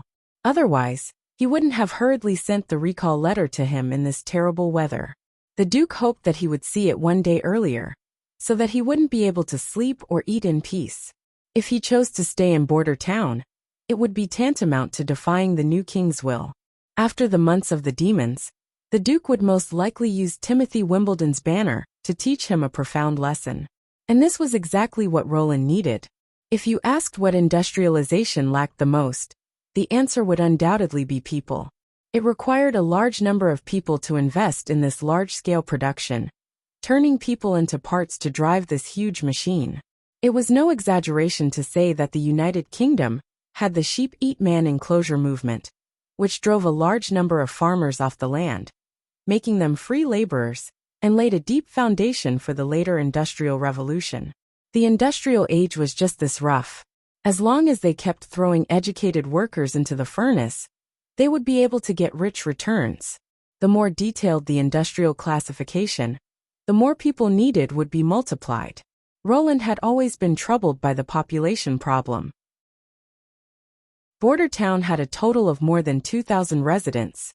Even with the new era of machinery, it was still only a workshop type of production. Without a large number of available people, many projects couldn't be carried out. But where would he get to steal and abduct so many people? By slaves? Not to mention where to buy thousands of slaves at one time. Adult slaves were expensive, and there was not much meaning in training them. The training period for young slaves under the age of 10 was too long. Even if you went against your conscience to hire child labor, you would have to wait for a few years. Recruit talents? How many people could be attracted to this kind of border area? And the cost would only be greater than buying slaves. Encourage more children? Force marriage? Forget it. It wasn't that he didn't set his eyes on Longsong's stronghold, but the kingdom was in a stable state. If he attacked the surrounding lords, it would simply be a joke. And the Duke of Ryan also didn't dare to openly target him. He could only secretly trip him up. But now it was different. After Timothy ascended the throne, he was eager for all his competitors to disappear. From this recall order you can see his eagerness. Duke of Ryan obviously also saw this. Once the old king's constraints, as the ruler of the Western Territory, it would be strange if he didn't do something. This was the opportunity Roland had been waiting for a long time. As the border of the kingdom, Longsong's stronghold had been operating for 100 years, with nearly 10,000 permanent residents. And behind the stronghold, there was a large piece of land and defenseless towns. As long as he defeated the Duke of Longsong's stronghold and took the city, he could get a large number of free people, and at the same time complete the primitive accumulation of wealth. What better way to obtain a population than to annex? What better way to accumulate wealth than to plunder? This news was like a lighthouse dispelling the fog, illuminating the direction Roland was heading. Chapter 56. Nightingale walked slowly along the mountain path. The road under her feet was only as wide as her shoulders.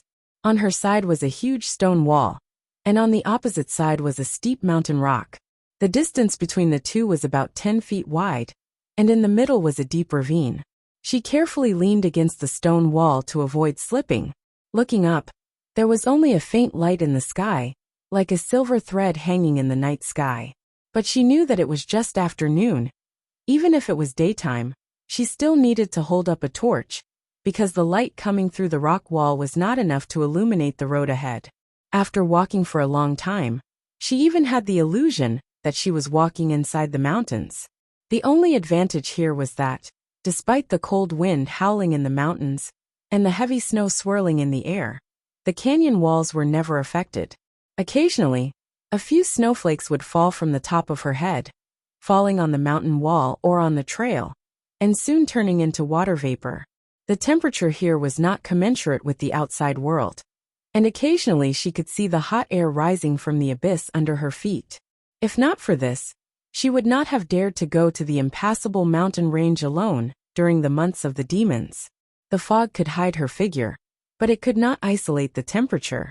If she walked against the cold wind, she estimated that in less than an hour she would freeze to death in the snow. But Nightingale did not want to stay here for even a moment, because she always felt that something was watching her in the darkness, making her feel creepy. If she could, Nightingale wanted to walk through the fog, but unfortunately, her physical strength did not support her. Using her ability for a long time would soon exhaust her. Nightingale raised the torch, and the opposite mountain rock flickered. In the faint light of the torch, she could occasionally see shadows of different sizes on the opposite stone wall. Nightingale knew that those were caves, because they were very deep. The light could not penetrate them, and they looked like a group of dark shadows. And in the same position on the stone wall, there was a corresponding deep cave. This reminded her of the rumors about the North Slope mine. It was said that it was an underground monster's lair, and there were many forks in the road, all of which were dug by the monsters. And the North Slope mountain was just a corner of the impassable mountain range. Could it be that these caves were also connected to the mine? The thought made her shiver. To the west of the impassable mountain range was a barren land that no one had ever set foot in. If it was said that one could dig countless holes in the towering mountains that stretched for hundreds of miles, Then perhaps only the monsters that lived in the barren land would be able to do it. She didn't dare to think about it anymore. She focused on moving forward. Finally, there was a change in the road ahead. The shoulder width of the road split into two, one slightly going up, and the other straight down, extending deeper into the darkness. No one knew where this road would lead to. Standing at the bifurcation point, the feeling of being watched had become very strong, as if there were countless pairs of eyes staring at her in the darkness, making her mouth dry and her scalp numb. Nightingale gritted her teeth, activated the mist, and quickly walked up. Soon that strange feeling disappeared. As they ascended, the surrounding temperature gradually dropped, and the silver line above their heads grew wider. Half a quarter of an hour later, a huge cave appeared in front of her on the right. The lower edge of the cave was slightly higher than the road. She lifted her leg and stepped into the cave. She could faintly see the light of fire in the depths of the cave. This was the hiding place of the Witch Cooperation Association. When Nightingale stepped out of the mist, she was immediately discovered by the witch in charge of guarding. A wall of black gas appeared in front of her, but soon disappeared. In the darkness, her companion's surprised voice sounded. "You're back." Finally back, she thought. But when she noticed the two white cloth wrapped around her companion's arm, Nightingale's excited mood sank again. "There are two more sisters." The other's voice paused for a moment. It's Ain and Aishi. They didn't make it past adulthood 5 days ago." She reluctantly smiled. "This often happens, doesn't it? Let's not talk about this, let's go to the camp. Vendi has been talking about you for a long time." Ain and Aishi, a pair of twins from a wealthy family in the Fallen Dragon Ridge, ended their lives in this deep mountain. Nightingale sometimes wondered if she had done the right thing. If she hadn't taken them with her, at least they would have been able to enjoy a well-fed life before they died. They wouldn't have to follow everyone else to live a wandering and homeless life. But thinking of Vendi, Nightingale's heart was filled with warmth. If Vendi hadn't reached out to help her, she was afraid that she would still be like a puppet, being used as a tool that could be discarded at any time. That's right. I have to tell her this news as soon as possible. I have to tell all my sisters that they don't need to hide like mice anymore. There are people who are willing to accept them, and they might even be able to safely pass the Day of Awakening every year. Walking into the camp, Nightingale saw a familiar figure squatting by the campfire and preparing food. She hadn't arrived yet, but she already couldn't help but shout, "Vendi, I'm back." The other's movements paused. She raised her head, and then revealed a familiar smile that Nightingale was familiar with. "Veronica, welcome home." Vendi was an extremely kind-hearted woman, and she was also one of the earliest members of the Witch Cooperation Association. Now in her 30s, she didn't have a single wrinkle on her face. Her straight reddish-brown hair almost reached her waist, and her facial features were mature and full of charm. To anyone, she was like a big sister. She cared about every sister of the Witch Cooperation Association. Whether it was daily life or psychological counseling, she would do everything within her power to help them. If it weren't for Vendi, the Witch Cooperation Association wouldn't have been able to gather so many witches so quickly. It was because of her that Nightingale decided to break away from her family and embark on the journey to find the Holy Mountain with her. She was also one of the few people who knew her original name. "How many times have I told you? I'm no longer the weak little girl of the past." Nightingale smiled and shook her head. "I'm now a powerful witch. Veronica no longer exists. You used to be you.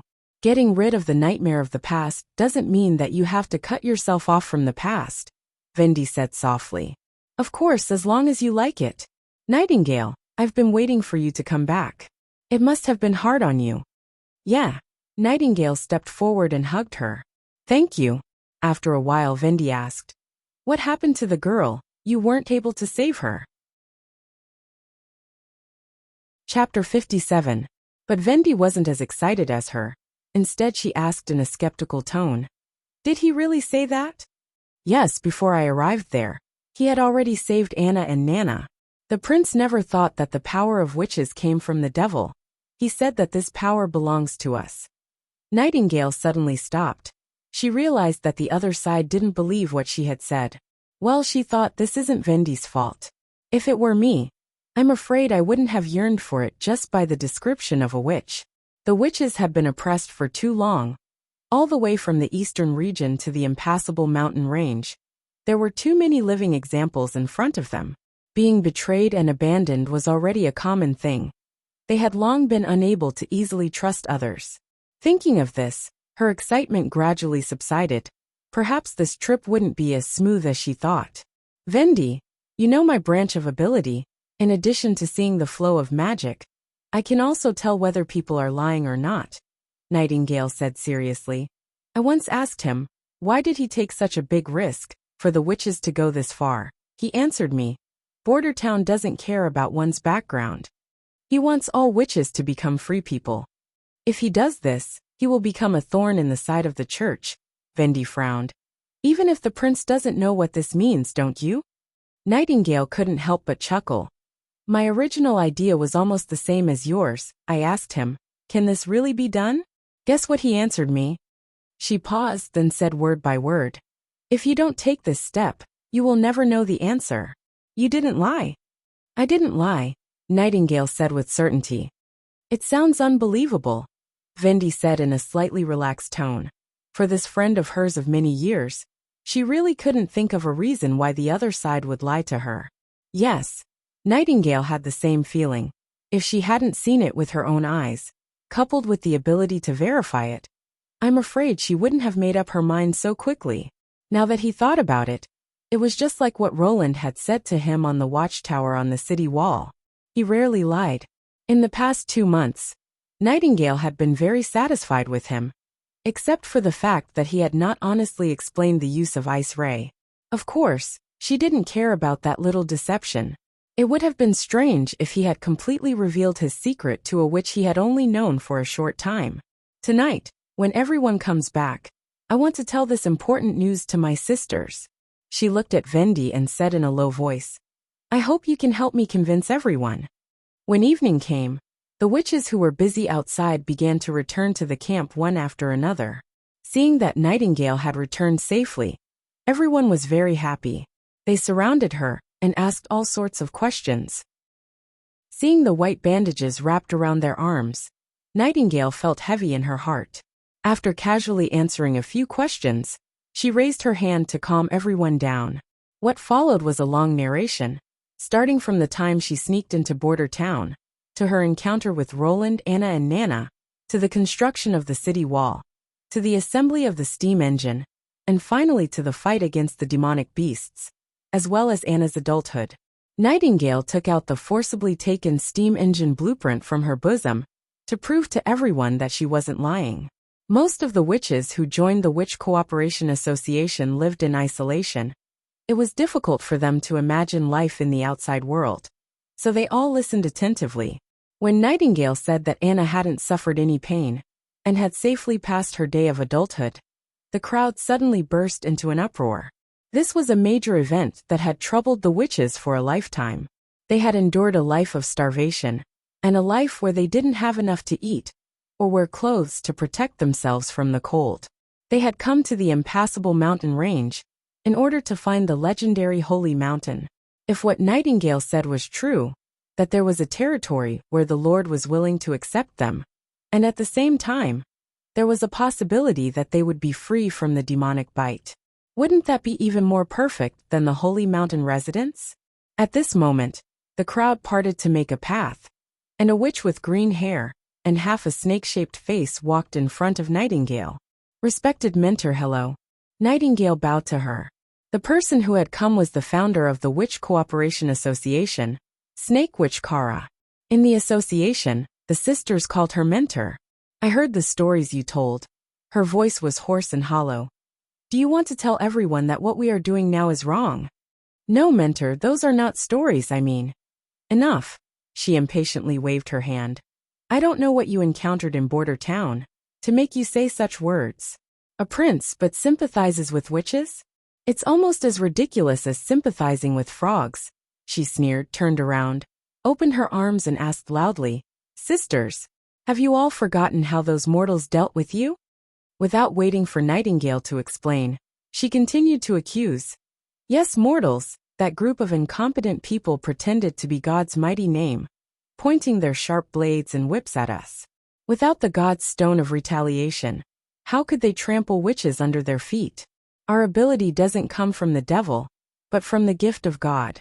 The authority of God shouldn't be exercised by the church, but by us. Sisters of the Witch Cooperation Association. The holy mountain recorded in the ancient books is the residence of God. What? Nightingale couldn't believe her ears. Although she had always thought that the leader of the Witch Cooperation Association had a somewhat eccentric character, and that she had an extraordinary dedication to finding the holy mountain, but she was still far from being crazy. Although Kara wasn't as approachable as Vendi, at least her concern for her sisters was genuine and sincere. But she had never thought that she would be so hostile to ordinary people. So for the past few years, she had been suppressing her hatred and anger? The so-called not interfering in the affairs of the world was just to accumulate power. In exchange for one day Thunder's revenge in the future? Nightingale thought to herself. So what is it that makes her not want to hide anymore? Could it be? We have found a clue to the opening of the holy mountain, just as recorded in the ancient books. In another 20 days, when the bloody moon appears in the night sky, we will pass through the huge stone door rising from the ground, and we will reach the final shore. She turned back and looked directly at Nightingale. You have been deceived by mortals. We have been living in a huge deception since we were born. The suffering on the day of adulthood is God's test of our spirit and body. Only the strong-willed, tenacious people deserve real power. As for the church, she sneered twice. A group of mortals dare to act in the name of God. Sooner or later they will all go to hell. And you, child, it's not too late to turn back. Kara paused. Forget the stories you told me. I can forgive your ignorance and mistakes, and once again accept you as a member of the Witch Cooperation Association. Together with us, we will find our eternal life in the holy mountain. Nightingale's heart had completely cooled down. The suffering is a test? Those sisters who suffered the pain of the day of awakening, those who couldn't survive, are not worth mentioning? This statement is exactly the same as the church's. But the surrounding witches unexpectedly showed an expression of approval. Vendi also didn't stand up. She suddenly felt bored. In the blink of an eye, the founder of the Witch Cooperation Association, the Witch's Guide, had become a stranger. She shook her head. In that case, I will take away the sisters who are willing to leave with me, and those who decide to stay here. I wish you good luck. Just as Nightingale was about to leave, a slight tingling came from her calf. She looked down and found a shining blue-striped black snake biting her calf. This was a magic snake, silent, capable of using a variety of poisons, Kara's usual ability. Chapter 58. She didn't know how much time had passed, but when Nightingale woke up, she found that her hands were tied to a wooden stake, and her waist and feet were also tightly bound with ropes. She tried to struggle, but her body was tightly stuck to the wooden pole, completely unable to move. She wanted to use her ability, but the familiar feeling didn't appear. It was as if her connection with magic had been cut off. Nightingale lowered her head and found that there was a transparent prismatic stone hanging on her neck. You're awake. Kara walked in front of her. How did it feel to be petrified? To tell you the truth, I had high hopes for you, Nightingale. However, you have failed to live up to my expectations. Nightingale took a deep breath. You actually have the God's locket of retribution, Kara. Do you know what you are doing? The shackles that were originally used by the church to suppress witches were now being used by their mentor to deal with her own kind. What made her even more angry was that the crowd around her had a blank look on their faces. It seemed that they didn't think there was anything wrong with this. Damn it! Nightingale shouted from the bottom of her heart. Don't you realize that you are becoming the kind of person that witches used to hate the most? You're just a tool. Occasionally there will be some bad children who don't listen to the teachings and need to be punished, Kara said indifferently. And you, Nightingale, are that person who needs to be punished. Or should I call you Veronica? A woman who was born into a noble family, but was reduced to a witch, and still wants to climb to a high position. I don't understand what you are saying. You disappoint me too much. When Vendi rescued you from the clutches of the nobles, I thought you would firmly stand on the side of the Witch Cooperation Association. Look at what you have done now. Just when everyone is about to find the Holy Mountain, you want to ruin this great situation. Kara shook her head and sneered. You want to take your sisters to a prince? Either it's because you've been kept in captivity for too long, and your servility has been deeply ingrained in you, and you have to find a master for yourself to know how to survive. Or, you want to sell them to the nobles in exchange for your former status. Everything I do is for the sake of the Sisters of the Witch Cooperation Association. Nightingale suppressed her anger. At this time it was meaningless to curse. I hope that they will no longer have to suffer the devastation of the Day of Awakening. I hope that they can live a life without worrying about food and clothing. I have no intention of stopping your plan. Sisters should have the freedom to choose their own way of life. Border Town is undergoing earth-shaking changes, and the steam engine blueprint I brought is one of them. It can operate on its own, and it has infinite strength. With this machine, water can be directly drawn from the mountain stream, and people don't have to run around every day. Kara sneered. Is that what you're talking about? She turned around and took a sheepskin scroll from the hands of one of the witches behind her, and waved it in front of Nightingale. Although I can't understand what's drawn on it, but how can a pile of cold iron piece together with a dead thing act independently like a living thing? Do you think we're all 3 years old? She went to the brazier and threw the scroll into the burning charcoal. No, Nightingale shouted in vain and watched as the design turned into ashes in the brazier. My patience has run out. Now I'll give you one last chance. Kara pulled an iron spine from the brazier. The tip of the spine was already burning red. If you confess to all the Sisters of the Witch Cooperation Association and admit that you were bewitched by the nobles, I can spare your life, but you will still be whipped. This is a lesson for you to be so gullible to the enemy. If you still refuse to repent, I have no choice but to pierce your heart with this iron spine and nail your body to a stake so that everyone can learn a lesson from you. She said word by word. Don't waste my last mercy. Tell me your decision. Nightingale looked at the iron spine that was slowly approaching her. She could even feel the burning heat coming from its tip. If it was her cowardly self from before, wouldn't she have already bowed her head and admitted her mistake? But she had already bid farewell to her past, and was no longer a timid girl. She was Nightingale, a powerful witch, and even death could not make her surrender. She closed her eyes, waiting for the final moment to come. She didn't know why, but in Nightingale's mind, Roland's figure emerged. Stop! Someone shouted. She was slightly startled and opened her eyes. Wendy walked out of the crowd and said to Kara, Mentor, look at the white cloth wrapped around your arm. We have already experienced so many parting. Do you want to add another one? Kara was stunned. She didn't know what to say. What, even you were deceived by her? Wake up, Vendi, those are just lies. I don't know. Vendi shook her head. I didn't intend to go with her to Border Town, but I think she's right. Sisters should have the freedom to choose their own way of life. She turned her head and asked loudly, Who wants to leave with her? No one in the crowd answered, and the scene fell into silence. So let her leave alone, Vendi said. She didn't do anything to harm the Witch Cooperation Association. I can't just watch you kill her. Nightingale now fully understood the meaning of Vendi's words. Her heart couldn't help but feel a surge of sadness. Even Vendi didn't fully believe her. That's why she remained silent when she needed her help to convince the crowd. But she was still the kind-hearted witch who cared for everyone. Even if she didn't agree with her point of view, she would still lend a helping hand. After Vendi said these words, whispers came from the crowd, and then several people stood up. Yes, since she is willing to return to the secular world, let her go.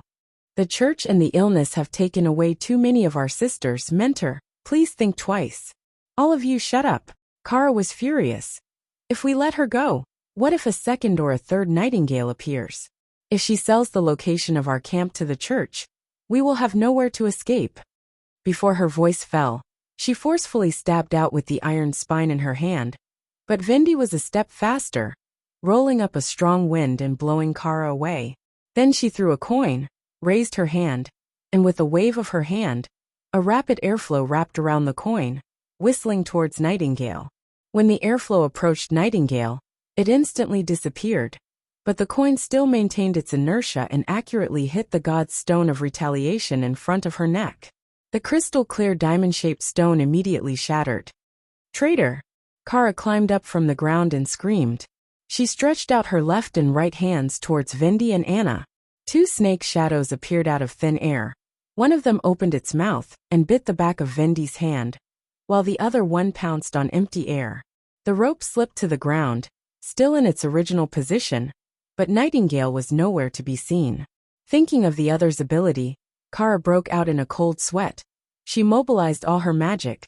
Shining with various colors of magic snakes swarmed out from her chest, forming a wall of snakes, and at the same time, she quickly retreated. However, Nightingale was faster than her. Chapter 59.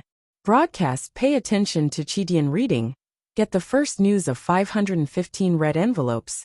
Students who haven't grabbed red envelopes since the new year. This time you can show your skills. Smiley face.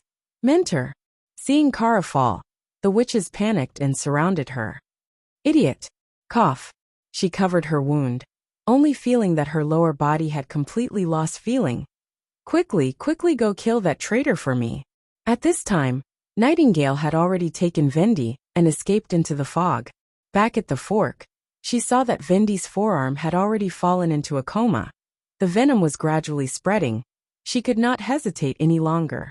She gritted her teeth, rolled up Kara's sleeves, tied the upper edge of her arm with a cloth, and then took out a hiltless dagger from the sole of her shoe and forcefully stabbed down.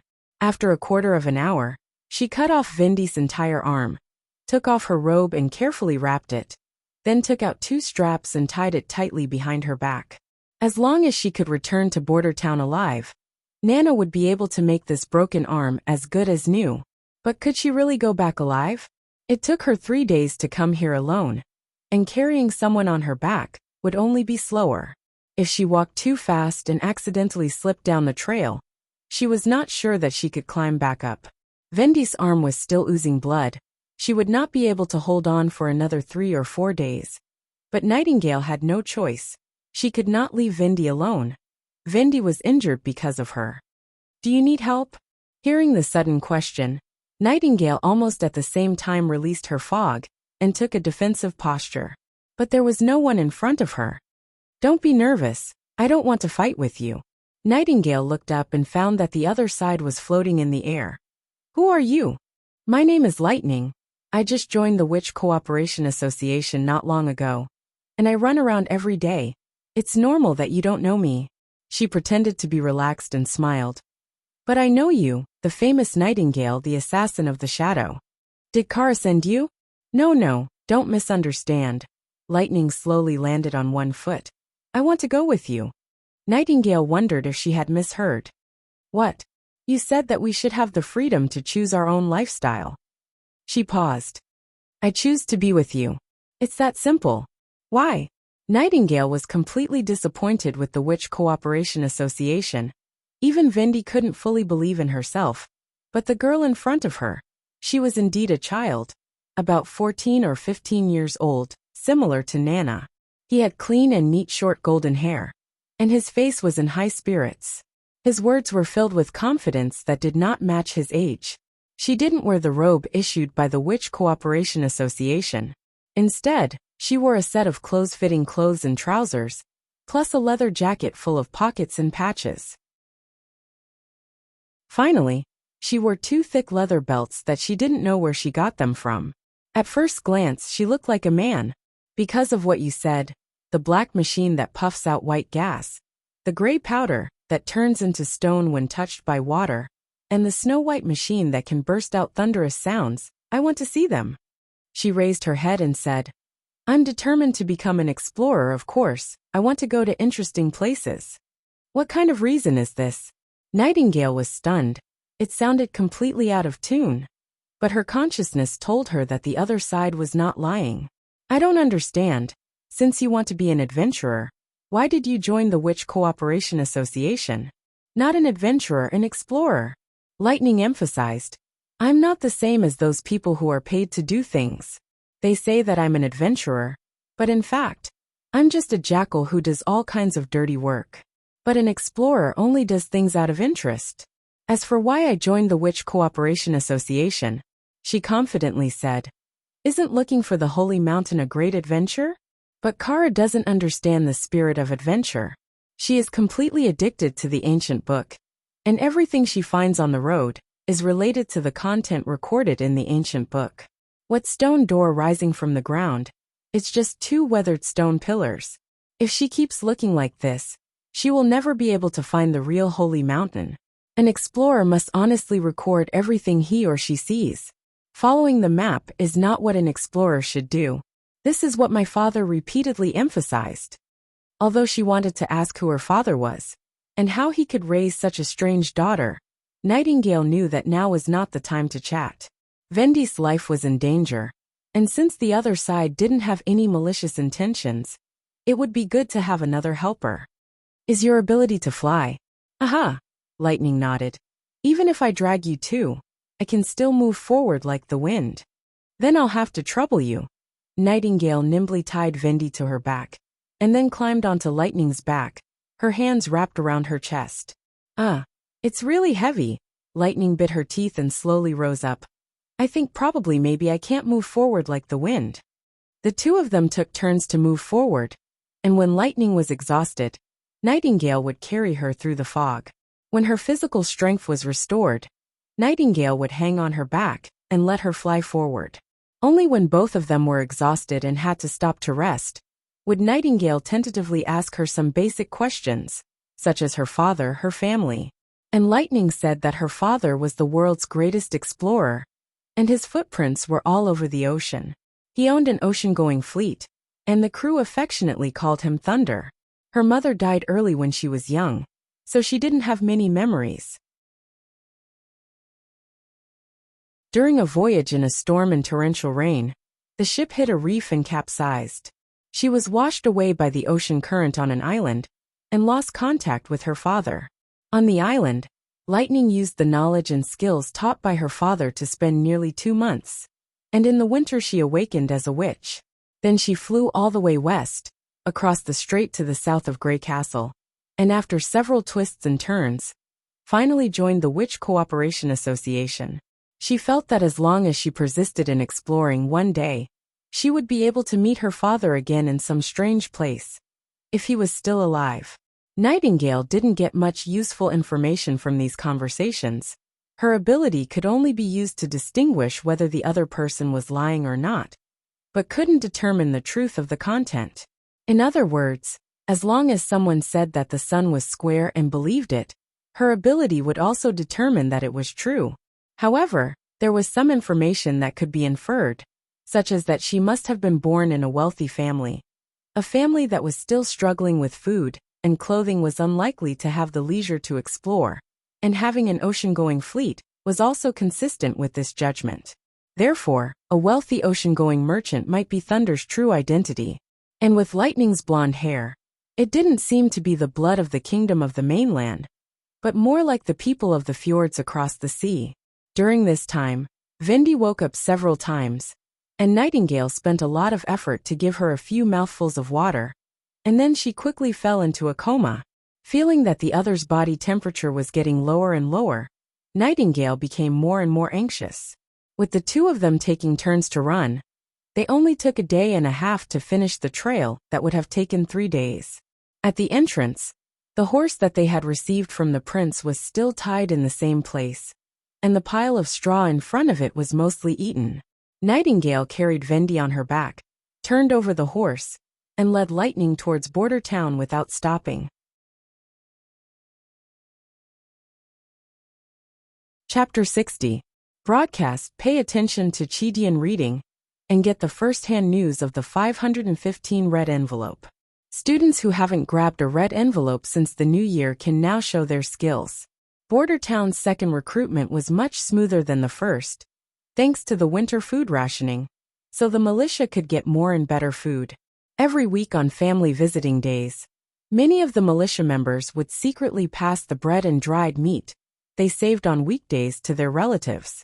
Roland told Carter and Iron Axe not to interfere in this matter, and those relatives happily brought the food home and spread the news to their neighbors. An army made up of people was an excellent propaganda example in itself. Talking among neighbors was much more effective than deliberate propaganda in City Hall. Now most people in the old town knew about this matter. His Highness Militia not only had a generous salary, but also could eat 3 meals a day, and the battle with the demonic beasts didn't seem so dangerous. Therefore, during the second recruitment, the number of people in the old town greatly increased, and even residents from the new town came to sign up. The number of people who met the requirements was far higher than Roland expected, so the second militia was expanded to 200 people, and Carter led the training on weekdays. When the horn sounded, they would go to the city wall and be on standby as auxiliary troops. Both the chief knight and the assistant minister had objected to this. At present, the first militia was already competent enough to fight against the demonic beasts. At this time, it seemed unnecessary to recruit a second militia with twice the number of the first one. Higher food and salary than the general people would lead to an increase in the financial burden, and the extra golden dragon would not play a significant role. But Roland insisted on his decision, because these people were not prepared to fight against the demonic beasts. For the time being, he did not dare to tell his subordinates about the plan brewing in his mind. Before the Duke took action, he already had a plan to attack the stronghold. If he said this idea now, Carter and Barov would not be able to accept it. Longsong Stronghold was different from Border Town. As the official border of the Grey Castle Kingdom, its walls were 10 meters high, and they were made of bricks. The Duke and the 6 families of the western region were stationed in the inner city, and the number of soldiers they could mobilize was estimated to be about 1,000. Theoretically speaking, it was impossible to take down a fortress with less than 300 people in the militia, even if they were equipped with guns that transcended the era. And because of the existence of the god's stone of retaliation, witches could not be used as beheading weapons. Roland had repeatedly confirmed this point with Nightingale. Prominent nobles like the Duke of Ryan and the 6 noble families would definitely spare no effort in purchasing the god's stone of retaliation. Of course, to the outside world, it was called a donation. This stone, which could only be obtained by donating several to dozens of golden dragon stones, had the ability to seal a witch's ability within a certain range. It was the church's most powerful weapon against the demons, and it was also the church's biggest annual income. Roland's only chance lay in a field battle. Thanks to this era, most of the battles between lords were conscripted. If he wanted to gather his subordinates, they wouldn't run away halfway. The lords would basically go with them, which gave Roland a chance to annihilate them. However, he was still at a loss as to how to grasp this opportunity. After all of his experience in luring the enemy came from movies and television works or historical stories. He had never used it in practice. Since he couldn't understand, he thought it would be better to do what he was good at first. Roland stretched his body, walked out of the office, and went to the wooden shed in the backyard. The assembled steam engine number 2 stood quietly in the middle of the field.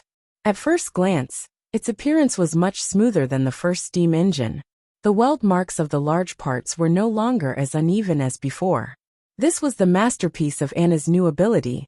Her green fire could drill into small gaps to fuse, and the overall quality of the large parts was better than before. In the spirit of research and development, the follow-up model was better than the original model, and the magically modified model was better than the follow-up model. The steam engine 2 had been equipped with a centrifugal governor. As the first automatic control system and feedback system in human history, its emergence could be said to be extraordinary. The structure of the governor was very simple.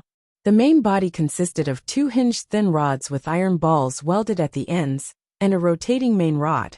At first glance, it looked like a bamboo dragonfly that he often played with when he was a child. As long as he quickly rubbed the bamboo rod, the 2 rotating fan blades would automatically rise due to the centrifugal force. For the governor, the 2 iron balls were equivalent to the fan blades. When the steam engine worked, it drove the main rod to rotate. When the output was too high, the ball's speed increased. Under the influence of the centrifugal force, it gradually rose and drove the lever to close the valve. When the output became low, the ball's speed slowed down. Under the influence of gravity, the position of the ball was reduced, and the valve was enlarged. This kept the steam engine running at a relatively constant power. With the governor, the second steam engine could now undertake some more delicate processing tasks. The gears that were previously delivered to the blacksmith shop were all completed, and were now neatly placed in the corner of the shed. From the perspective of industrial assembly line production, this batch of gears could not be called a qualified work. All of them were thrown into the defective box, waiting to be melted down. But in this era, they were rare works of art. The involute design of the gears had a natural sense of harmony. The wheel was soaked in lard, exuding a unique luster of metal. In addition to the gear set, the carpenters were responsible for planing the base and cap, as well as other parts were ready. He asked the guard outside to call Anna, and together they began to assemble the first steam-powered boring machine. In Roland's plan, this was the fastest way to mass-produce firearms. Relying on the blacksmith to hammer out a barrel was extremely time-consuming and laborious. But with the boring machine, he only needed to pour out iron rods, and then directly use the boring knife to drill holes. In one day, he could produce more than a dozen barrels. At the same time, by replacing the knife head, the boring machine could also be used to cut the rifling. With the rifling, the firing accuracy of the flintlock would be further improved. In this way, he was confident that before the end of the winter, the two militias, nearly 300 people, would be fully armed. But Roland still couldn't guarantee that his people would be able to calmly load and shoot in the face of the knight's charge, instead of dropping their weapons and running away. After all, the two militias were established too recently, and they didn't have any experience in fighting with others. Therefore, he had to bring more powerful firepower to the stage and completely defeat the enemy before they could form a charge. That was the artillery. As the god of war in the history of human war, the lethality and deterrence brought by the artillery was not something that firearms could compare with. A 6-pound field cannon, its range was enough to launch an attack when the enemy was assembled. In this era, it was impossible for the mixed army to maintain discipline under the attack of artillery. As long as they were equipped with 3 or 4 field cannons, the enemy wouldn't even have the opportunity to charge. He had already planned step by step. With the manual milling machine, he would be able to process usable gears. With gears and the second steam engine, he would be able to get a steam-powered boring machine. And with the steam boring machine, he would be able to process a variety of gun barrels and cannon barrels. There were still at least 2 months before the end of the months of the demons. As long as the plan was implemented smoothly, Border Town's militia would have the power to fully compete with the Duke's army. Chapter 61. Latest news. Tomorrow is 515, Chidian's anniversary celebration, the day with the most benefits. In addition to the gift bag and the school bag, this time the 515 red envelope must be flipped. There is no reason not to snatch the red envelope. Set the alarm clock. Just as Roland squatted on the ground to install the base, 3 figures suddenly emerged from the void. When they landed, they staggered and fell to the ground together. Anna was shocked, and in the blink of an eye, a cluster of green flames rose into a wall of fire, blocking in front of the 2 people.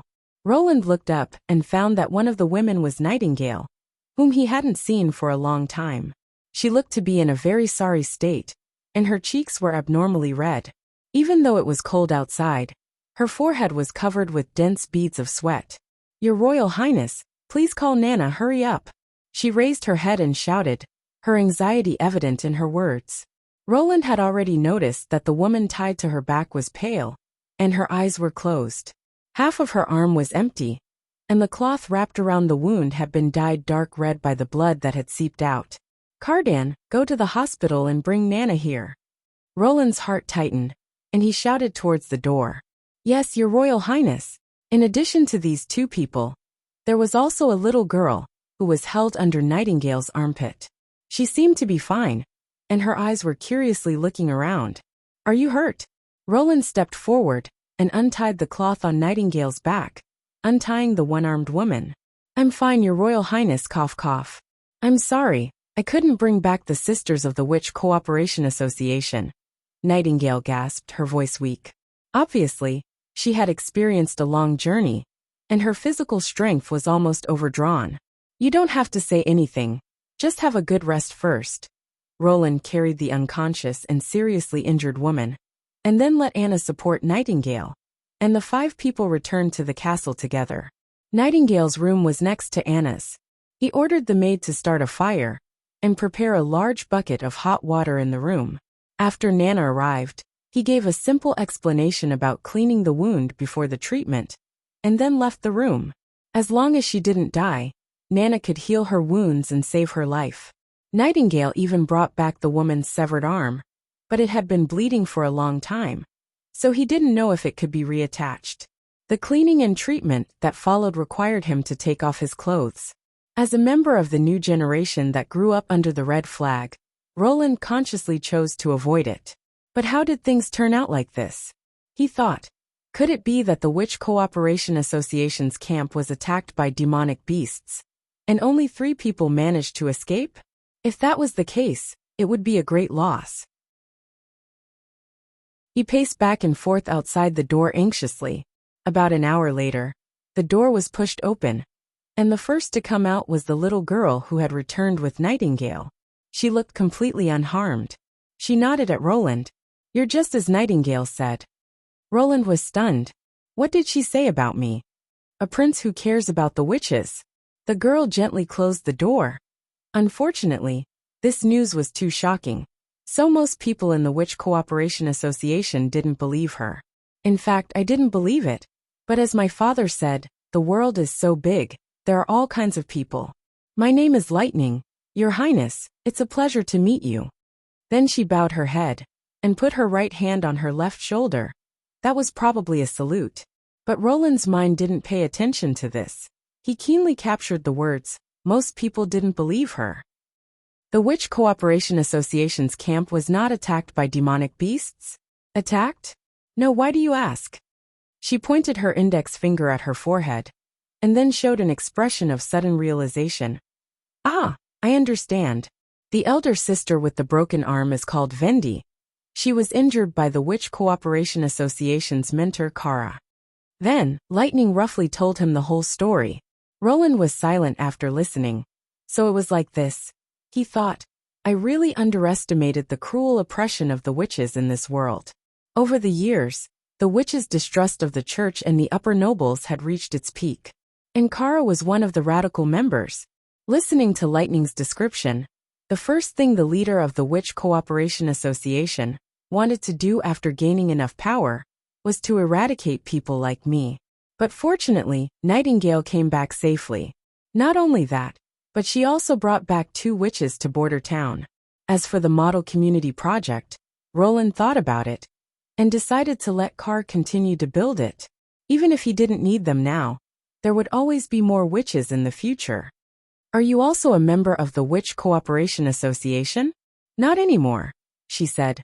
"Like Vendi and Nightingale, now that we have come out, we can't go back. I'm afraid that Kara will eat us alive." "She was stabbed by Nightingale, but she still survived?" Roland asked with a frown.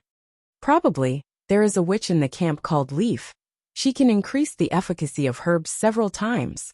Lightning thought for a moment.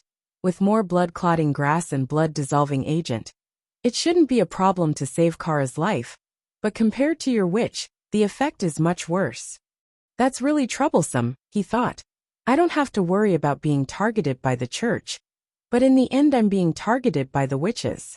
Fortunately, the other party's main purpose is to find the Holy Mountain, so now they should have no time to find trouble with Nightingale.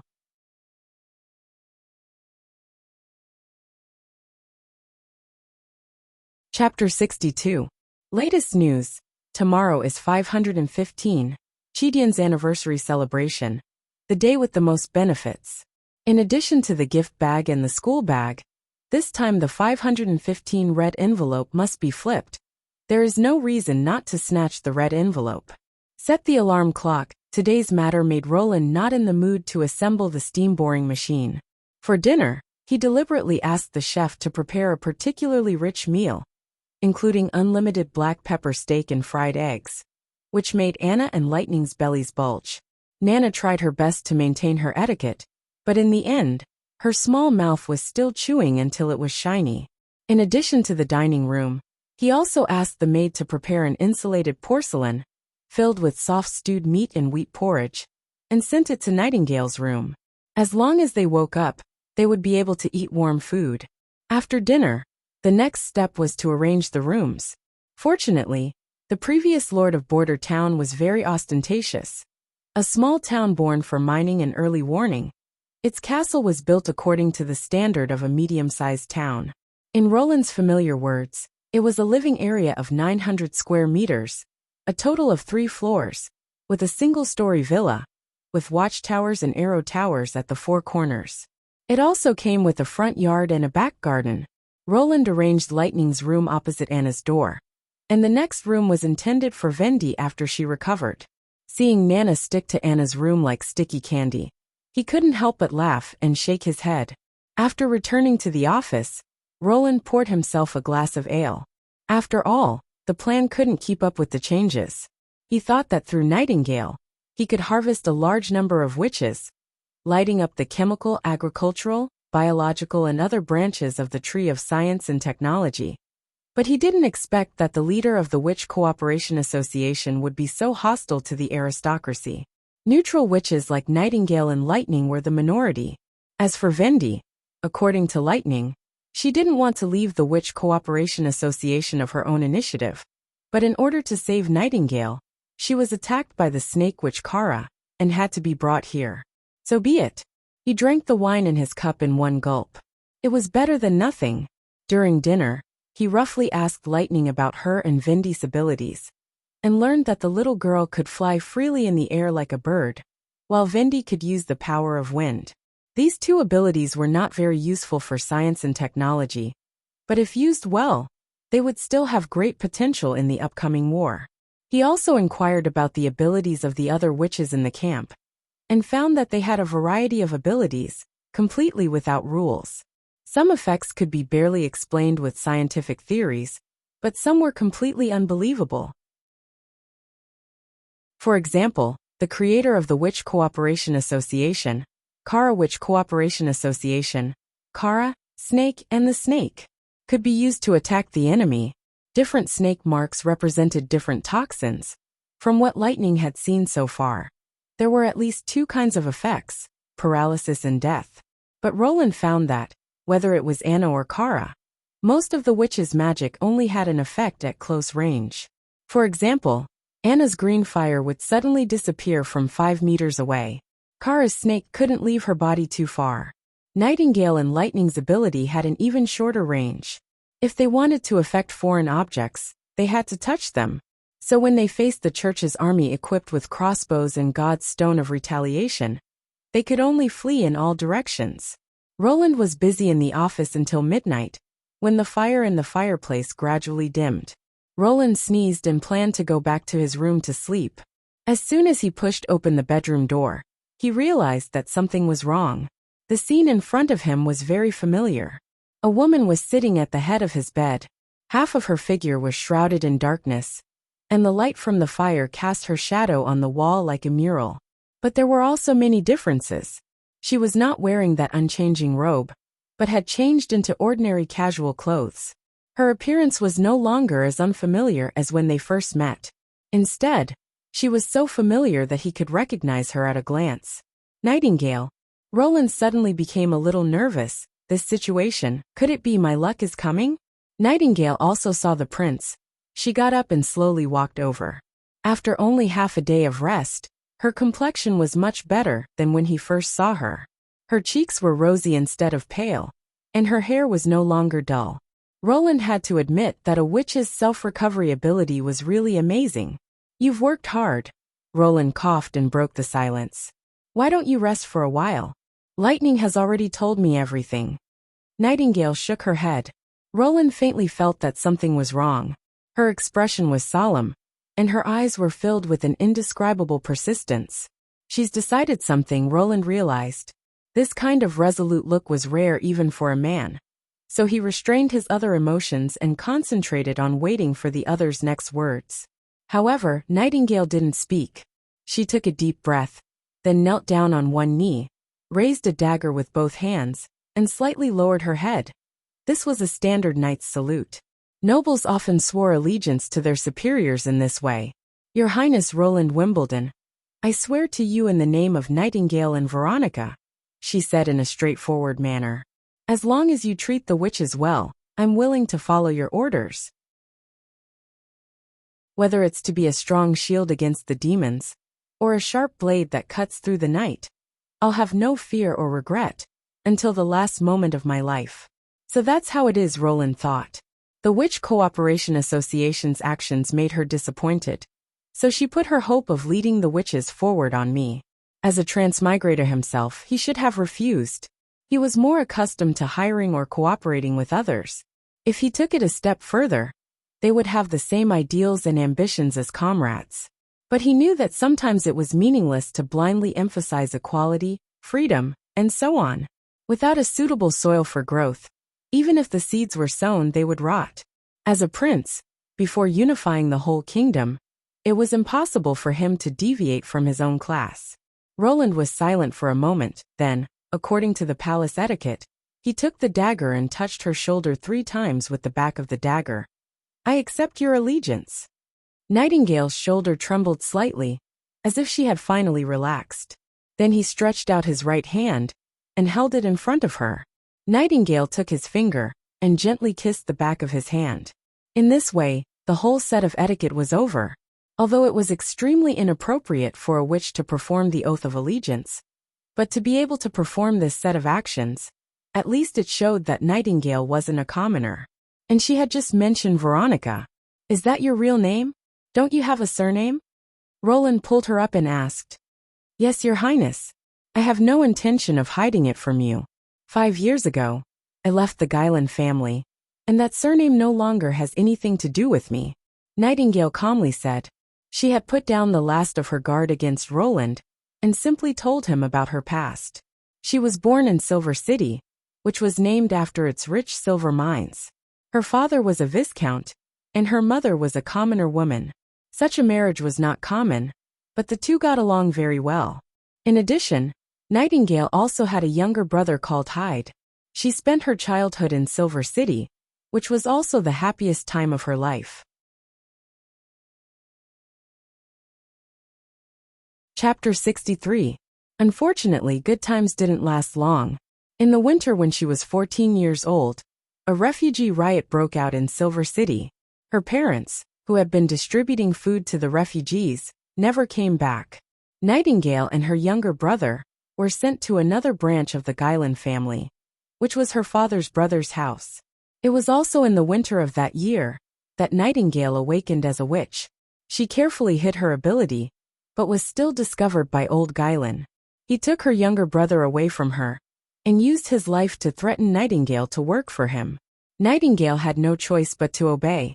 Old Guylan found out that she was specially trained by members of the Association of Thieves, and then she did some dirty things for him, such as sneaking into the houses of his business rivals to steal contracts and documents, eavesdropping on city hall meetings, and later, she even put poison in some potential competitors' water tanks or wine glasses.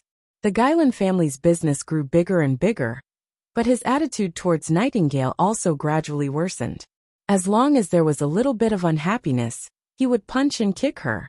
Apart from working for him, he locked Nightingale in her room and replaced the door with an iron railing. What made Nightingale sad and puzzled was that her younger brother, Hyde, almost never came to see her. She began to wonder whether old Guylan had killed her younger brother. Under her repeated begging, he brought her younger brother with disgust. However, Hyde told Nightingale with a disgusted look that he wished she didn't have this sister, and that witches should go to hell to accompany the devil. Nightingale suddenly collapsed, but the nightmare was not over yet. Old Guylan gave her the final blow. It was Hyde who told him the secret of her becoming a witch, so that he could get as far away from witches as possible. After sending Hyde away, old Guylan coldly warned her that her younger brother would inherit his father's title when he grew up. But if Nightingale didn't continue to obey his orders, he could kill her younger brother at any time. In this way, in despair and great grief, Nightingale was controlled by the Guylan family like a puppet. When she was about to become an adult in Shuiyu, she met Vendi on her way home, after completing her task.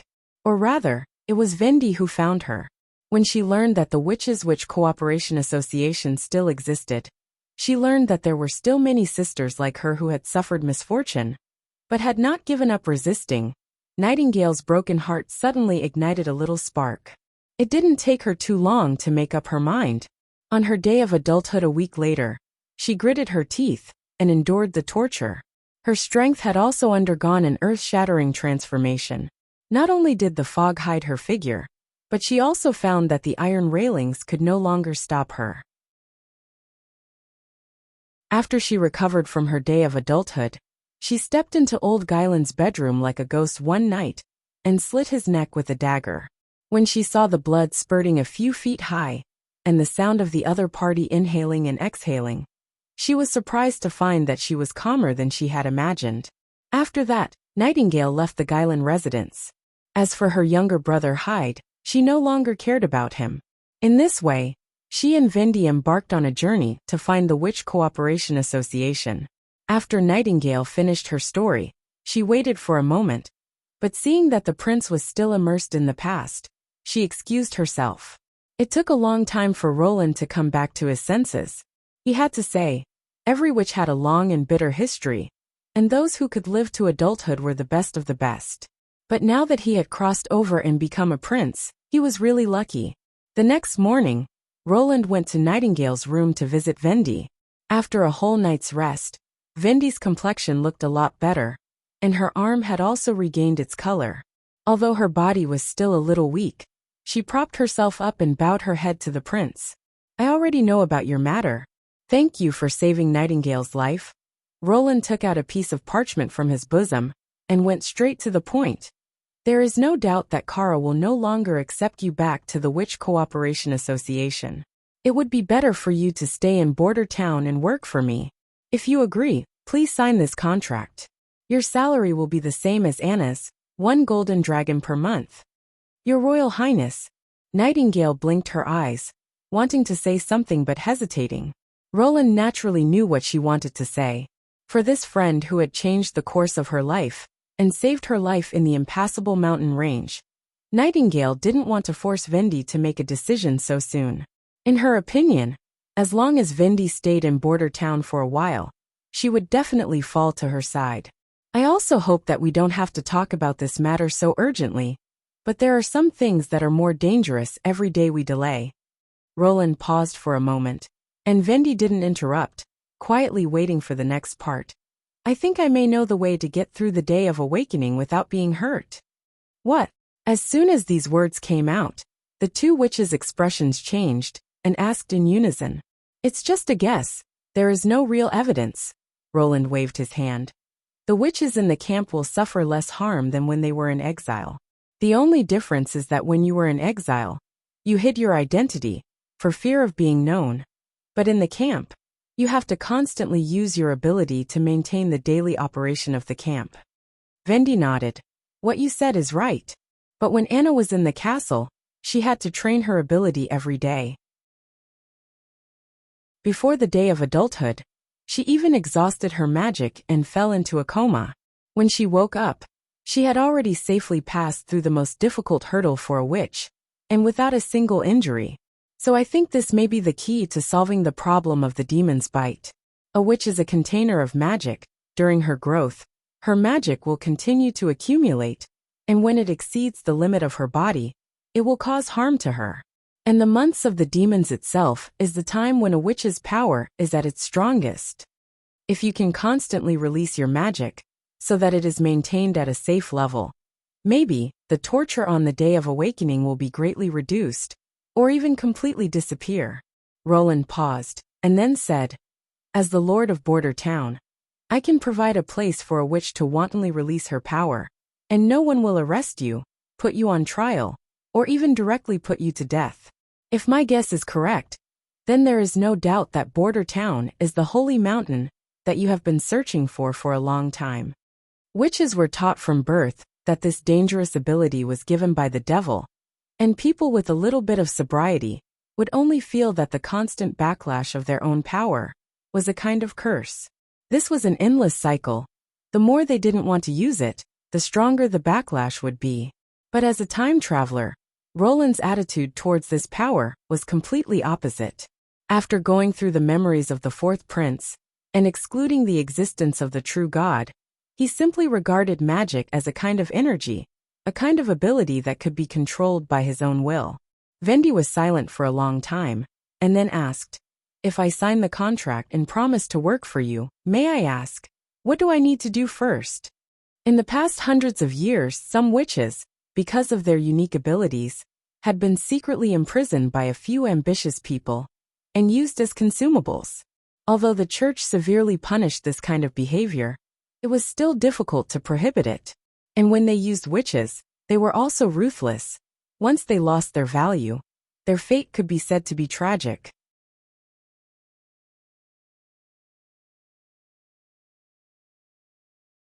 Chapter 64. 3 days later in the castle garden. "Sister Anna." Nana pulled Anna's cuff. The latter turned her head. "Don't you think, Sister Nightingale, she's a bit strange?" "Strange?" Anna was stunned. "Are you talking about her clothes?" Nightingale stood beside Roland. She wasn't wearing the strange patterned gown that had never been washed, but instead, like herself, she was wearing the strange clothes invented by His Royal Highness. Although Anna didn't want to admit it, the other's tall figure vividly reflected the advantages of this set of clothes. Well-proportioned legs, slender waist and long curly hair, paired with a cape and a pointed hat. Anyone's eyes would be the first to gather on her body. "It's not the clothes," Nana muttered. "Don't you think, the way she talks to His Royal Highness, and the way she looks at His Royal Highness, are different from before?" "Is it?" Nana curled her lips. "Well, Sister Anna, when the time comes, don't blame me for not reminding you." Inexplicably, Anna shook her head and ignored her. Instead, she turned her attention to the other two new witches. The one called Lightning looked to be about the same size as Nana, but her dress was particularly unusual. Anna roughly counted. Her rag-like coat had at least 12 pockets sewn on it. As for the other witch, Vendi, she wasn't wearing the same patterned gown as Nightingale, but was wearing ordinary women's casual clothes. But there was one thing that Anna was particularly concerned about, and that was the other's chest. It was too magnificent. "Since you all agreed to sign the contract, then we will carry out the first training." Roland had the experience of training the previous two witches, and was now at ease. "Lightning, you go first." "Oh." Lightning raised her hand and walked out of the shed. It was snowing outside, and there was no wind. The little girl easily floated in the air, waiting for Roland's next order. "Let's test your fastest flying speed first." Roland raised his head and shouted, "Hee, watch me." She made a thumbs up and got into a running position. Then, she quickly circled around the castle. Roland gauged the speed with his eyes. It was about 60 to 80 kilometers per hour. This was the conclusion he came up with based on his experience of running the highway back to his hometown every year.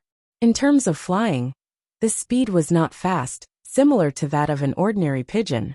However, it was said that she could fly with Nightingale and Vendi on the way back, which was a bit exaggerated. What did it mean to take off while carrying 100 kilograms of weight? In Roland's mind, an image of a piston engine with a 100-kilogram bomb attached to it appeared.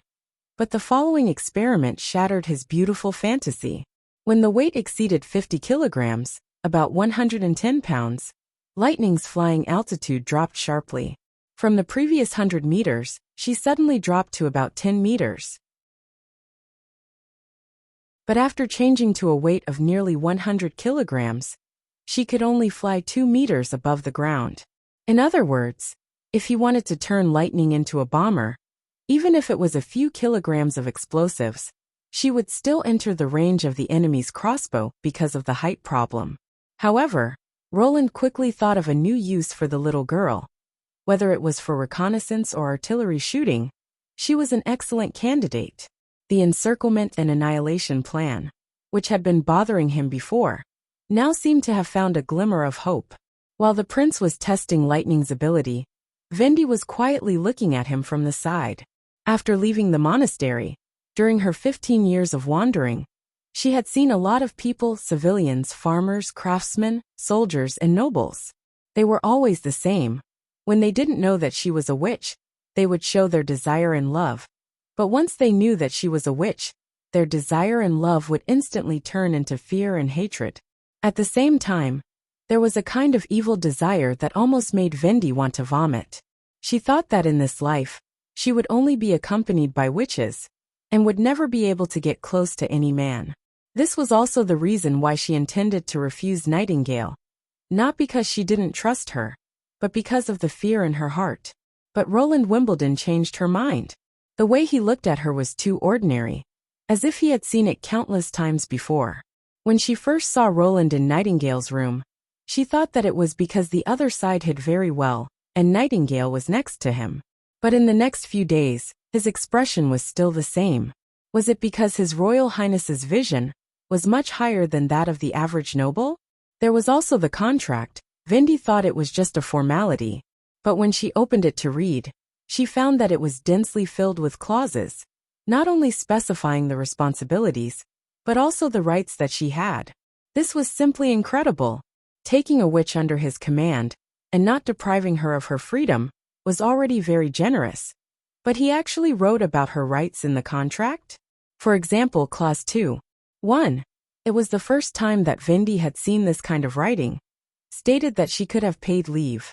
According to the meaning of the following words, it meant that she could just take the money and not work. The next clause stated that the witch should complete the experimental projects arranged by the employer.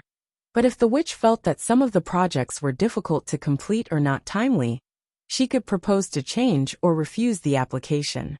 The next clause stated that the employer should provide and guarantee the witch's safety, accommodation, food, and salary. When these conditions were not met, the witch could unilaterally terminate the contract.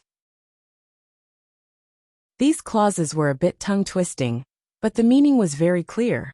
The witch who signed the contract was not the personal property of the prince. She also had the rights equal to the responsibilities. In this contract, she felt the sincerity of the other party. If it was just a formality, there was no need to list the contract in such detail. Thinking of this, Vendi couldn't help but look at Nightingale. She was very clear about the other's experience, and also understood that she hated the nobility from the bottom of her heart. But at this moment, when Nightingale was talking with Roland, her tone and demeanor had a different kind of emotion. I'm afraid that even she herself wasn't aware of this change. It had only been 2 months since Nightingale left the army and went to Border Town alone. After only 2 months of getting along with him, Nightingale had completely trusted this man. From the fact that she would rather break off relations with the Witch Cooperation Association and return to Border Town, in her heart, I'm afraid that His Royal Highness Roland Wimbledon was more hopeful than the Witch Cooperation Association to give the witches a true home. The way the mentor did things was also sad. The founder of the Witch Cooperation Association seemed to have forgotten how difficult it was for any of her sisters to survive. Vendi knew that she could not go back. Since she had been brought here by fate, why not believe in Nightingale's choice again, just like she had believed in her countless times in the past? Vendi? Vendi recovered and found that Lightning's ability had already been tested, and everyone was watching her. She showed an apologetic smile and walked out of the house. Since I've made up my mind, I can't lose to the younger generation, right? Chapter 65. They had blown the horn several times before, but most of the time, dozens of demonic beasts had attacked the border, and the militia had become proficient in dealing with them. So Roland did not panic. He announced the suspension of the training, and let Vendi and Lightning go back to the castle to rest.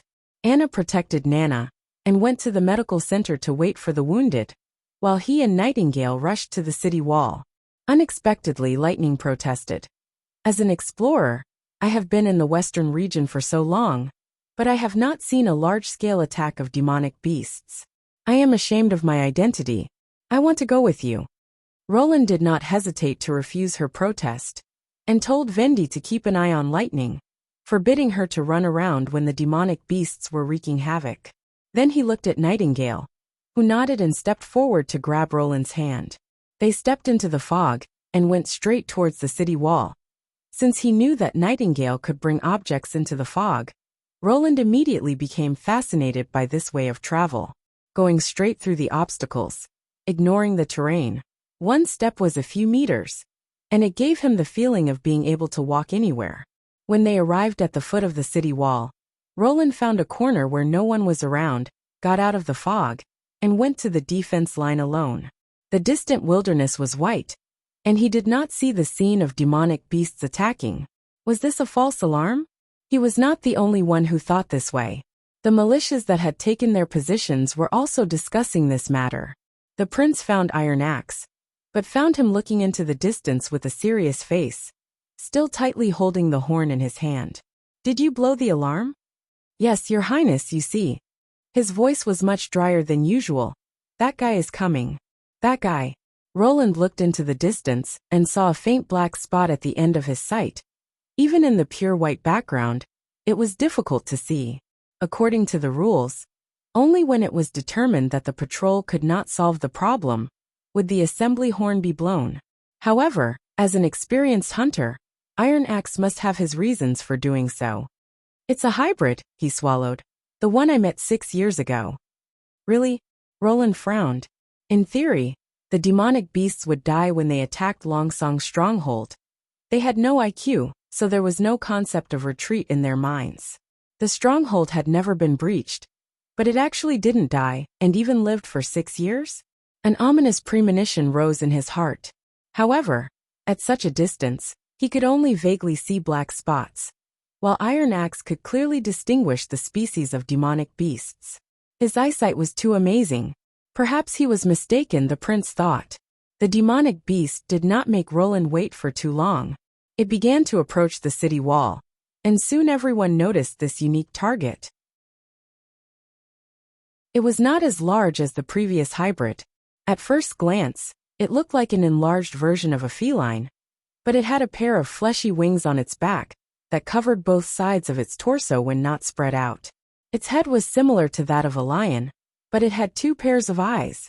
If the extra pair of eyes were not for decoration, it could capture most of the movements behind it without turning its head. Carter and a few hunters had already loaded their ammunition and were ready for battle. However, the lion hybrid did not directly rush forward. It stopped outside the range of the crossbow and looked around. This distance was within the effective range of the flintlock, but the probability of a hit was almost 0. Not long after, it suddenly jumped to the left and spread its wings, causing its huge body to soar. As Iron Axe had said, it could fly or glide for short distances. After crossing the obstacle, the hybrid demonic beast quickly ran towards the unguarded area at the west end of the city wall. Roland's heart thumped. His ominous premonition was confirmed. Being able to judge the strength and weakness of the opponent through observation and choose the weak point to attack was a complete proof of its intelligence, which was precisely what beasts lacked. They would occasionally attack the weakness of their prey, but that was an instinct inherited from generation to generation. When facing an unknown opponent, they simply could not judge, let alone analyze multiple targets. What did it mean to have intelligence?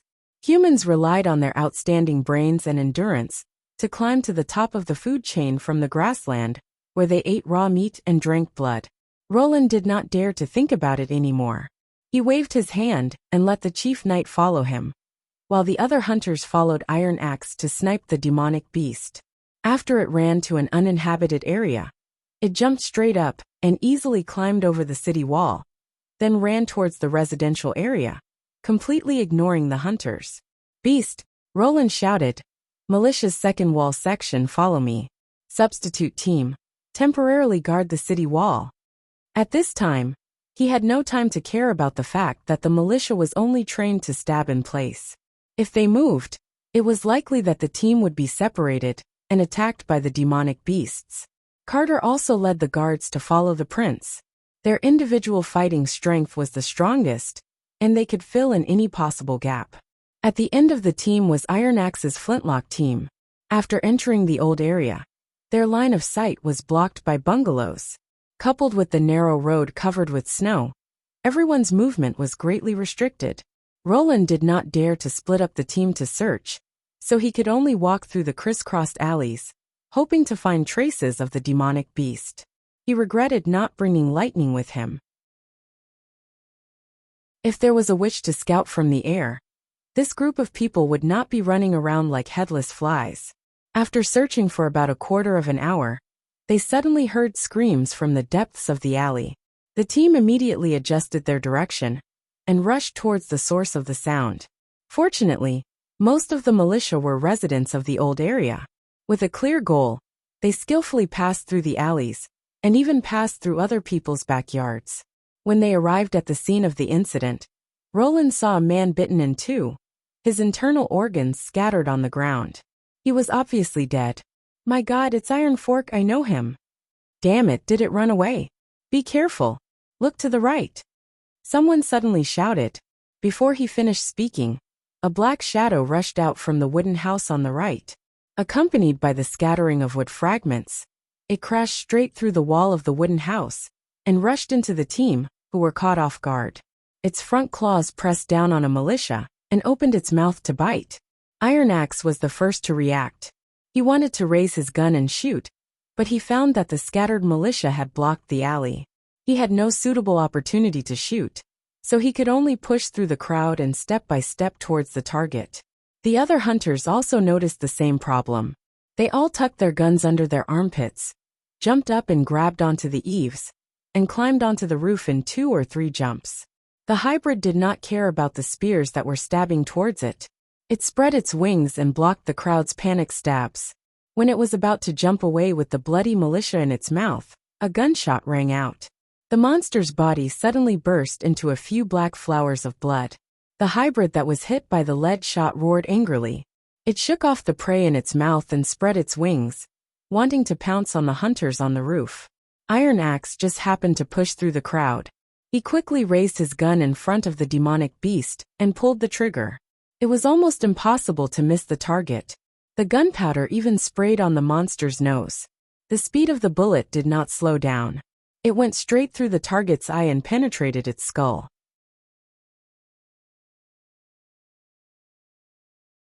Chapter 66. Ice rain was falling, diluting the smell of blood in the holy city. Alicia was holding her sword, gasping for breath. This was not the first time she participated in the Battle of Hermes, but she never thought that the new holy city might be lost one day. The city wall was completely destroyed. Alicia had never seen such a terrible monster. A huge insect-like hybrid beast sprang out from the ground. Its body stuck to the glacial cliff, its bony claws embedded in the wall like barbs. Step by step, it climbed to the top of the city wall, but its body was still not completely out of the ground. If it was just a huge body, it would have been fine. But no one expected that the monster would unexpectedly open its bloody mouth and spit out a large number of hybrid demonic beasts. The city wall suddenly burst into an uproar. Originally, the team was still in good order, but after being attacked by the demonic beasts, Alicia's Judgment Army advance camp was also separated. She could only watch helplessly as her comrades were swallowed up by the demonic beasts, but she was powerless to do anything. Warm human blood mixed with the monster's black blood, flowing along the cracks on the stone floor. With the sound of the retreat horn, the holy city's catapults were also launched. Granite blocks as high as half a person fell from the sky, completely ignoring the fact that there were still a lot of their own people and the kingdom's army. Alicia could only remember that a boulder had hit Captain Ducato, who was guarding her side. When she got up from the ground, she saw that Ducato was embedded in the cracked stone floor along with his armor. His body was like a piece of wrinkled parchment, and his intestines were flowing out of the crack in his abdomen. His blood was steaming hot and formed a small puddle under his body. If I hadn't jumped before the boulder fell, I'm afraid I would have ended up like him, she thought. As for how she finally broke through the encirclement, and retreated to the bottom of the city wall. Alicia couldn't remember it clearly. Screams and curses could be heard everywhere. Everyone was waving their weapons in a frenzy. She didn't know whether they were fighting with the demonic beasts or their companions. A team of more than 100 judges, including herself. Only 12 people survived. What should we do next, Captain? Captain Alicia. Alicia suddenly came back to her senses. That's right. According to the regulations of the Army of Judges, if the captain dies in battle, the deputy captain should take over the captain's position and lead the team to continue fighting. She bit her lips until the taste of iron filled her mouth. We'll go to the north gate of the holy city. If the demonic beasts want to attack the new holy city, they must pass through there. This order meant giving up all the residential areas between the city wall and the inner city, but she had no other choice. There was no place more important than the center of the church, the Hermes Cathedral. There was one more thing that she didn't say. If the glaciers and cliffs couldn't stop these monsters, what could she and the remaining 11 people do? Perhaps today was the day she would dedicate herself to heaven. May you be merciful. She prayed in her heart and shouted, "The army of judges will never give up. Let's go." The army of judges will never give up. The others shouted in unison. The 12 of them formed a column and jogged towards the north gate. The sounds of fighting in the city wall area gradually weakened and eventually disappeared in the wind and rain. After arriving at the north gate, Alicia saw that a lot of army of judges had gathered in front of the drawbridge. It seemed that everyone had the same idea, which made her feel a little better. But at this critical moment, the drawbridge was lowered. Alicia frowned and walked in front of a handsome warrior, wearing the presiding judge's standard red robe. She clenched her fist and saluted. "Presiding judge, I am the captain of the 4th team of the advanced battalion, Alicia Quinn. I am Tucker Thor, the person in charge of the defense of the North Gate. Thank you for your hard work." The man nodded and said, "We have set up a first aid center behind the North Gate. If there are any wounded in your team, you can send them there." "Sir, I don't understand. Why don't you raise the drawbridge at this time? The demonic beasts on the city wall can swarm in at any time. We must ensure that the inner city is not lost." "Calm down, Captain. I know that you and your team members are not afraid of sacrifice, but unnecessary sacrifice is meaningless. The church is still far from the last moment." He reached out and wiped the rain off his forehead. "Go to the assembly point and wait for orders. If you run out of cold pills, remember to ask the quartermaster for more." Hearing the presiding judge's words, Alicia realized that she was freezing. After leaving the battlefield, her body was covered in sweat and the cold rainwater, almost freezing her whole body in ice. She couldn't help but shiver when the biting cold wind blew on her face. She took out the sheepskin bag from her underwear pocket and shook it in her palm, but only some sticky liquid flowed out. It seemed that he had accidentally crushed the pill during the battle. She sighed and raised her head, only to find a brownish-red cold-expelling pill in front of her. "Eat mine first." Tucker Thor smiled at her. "You can return it to me later." Alicia didn't hesitate. She took the pill, bit it and swallowed it. "Maybe we won't have the chance to eat this thing again." "Yes, that's not bad." Tucker unexpectedly nodded in agreement. "This thing is really disgusting." As soon as he finished speaking, a strong fishy smell rushed up from Alicia's stomach. Even the battlefield full of corpses would not emit such a disgusting smell. She felt that what she ate was not a pill, but a mixture of rotten flesh and blood. The unbearable numbness continued to spread from her abdomen to her whole body. The cold suddenly faded, followed by a burning warmth flowing through her blood vessels. Her body temperature gradually recovered. The frozen sweat began to fall again. The top of her head emitted a burst of white steam, and her numb toes regained their feeling. But not today. Seeing her eat the cold pill, the presiding judge waved his hand. "The God's punishment army is coming from the cathedral. The demonic beasts can't pass through the north gate. Take your people and go to the assembly point. Remember to check their pills. Don't be like you, only to find that they are gone when you need them." The God's Punishment Army was the church's most elite army. Alicia had heard about it for a long time, but she had never seen it with her own eyes. But, even if the gods' punishment army was as powerful as the rumors said, they were still human beings. With this body, no matter how much they trained, it would be impossible to easily defeat a large group of hybrid demonic beasts. But since the presiding judge had said so, she had no choice but to leave the north gate with her 11 team members and go to the assembly point in the west. There were already hundreds of retreating judges gathered here. They stood in the rain in 2s and 3s, letting the rain fall on their cheeks.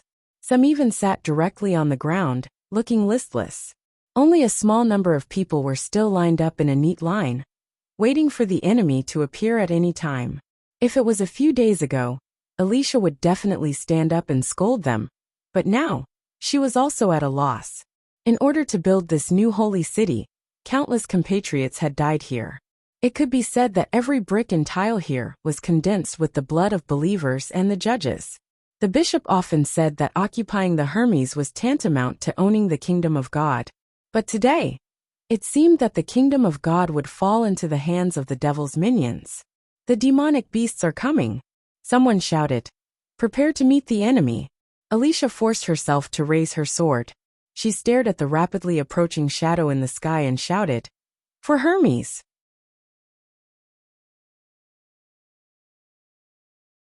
Chapter 67. But the expected final battle did not happen. One of them walked in front of the female warrior and pressed down on the hilt of her sword. "Stand back." His voice was not loud, but it was clear and powerful. Alicia noticed that he was one of the members of the team that was still in an orderly formation. He was wearing the commander's badge on his arm. The god's punishment army is coming. She turned her head and saw a team of tall warriors coming out from the north gate. They were wearing bright armor, which reflected the silver luster of the rain. They had red cloaks on their backs and different weapons in their hands. Some were holding shields and swords, and some were holding sickles or iron axes. After crossing the suspension bridge, they did not regroup, but spread out and directly faced the incoming demonic beasts. What kind of strategy is this? It's simply nonsense. In the face of the hybrid demonic beasts that are far stronger and faster than human beings, only by maintaining the formation and gathering everyone's strength can they win. Looking at their current posture, does it mean that they want to fight alone? Moreover, let the god's punishment army fight alone, while I just watch from the sidelines. We have to support them. No. The man shook his head, his face somewhat gloomy. We just need to watch. If we rush forward, we will only drag them down. Drag them down? Alicia angrily stared at the man. Could it be that she was wrong, that this man was just a coward? She clenched the hilt of her sword, ready to bypass him and join the battle. Although she was full of confusion about the future of the new holy city, at this moment in the face of the enemy, the only thing she could do was to die on the battlefield. Before she could take 2 steps, the female warrior saw an unbelievable scene. A flying mutant swooped down from the sky. Its appearance was as terrible as the messenger of hell. It had huge wings covered with gray feathers, and when fully spread, it could reach up to 12 feet. Its head was like a bird, but it had a pair of goat's horns. Its claws were sharp enough to cut into a warrior's chest armor. Falling vertically from a high altitude was their usual attack method, which was hidden and extremely difficult to defend. Even if you held a heavy shield with both hands, you would still be knocked down.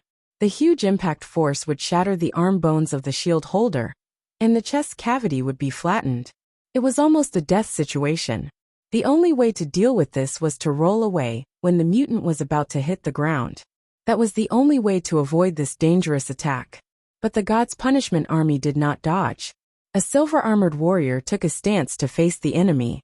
The moment the mutant rushed in front of him, he stretched out his hands and used his palms to block the opponent's claws.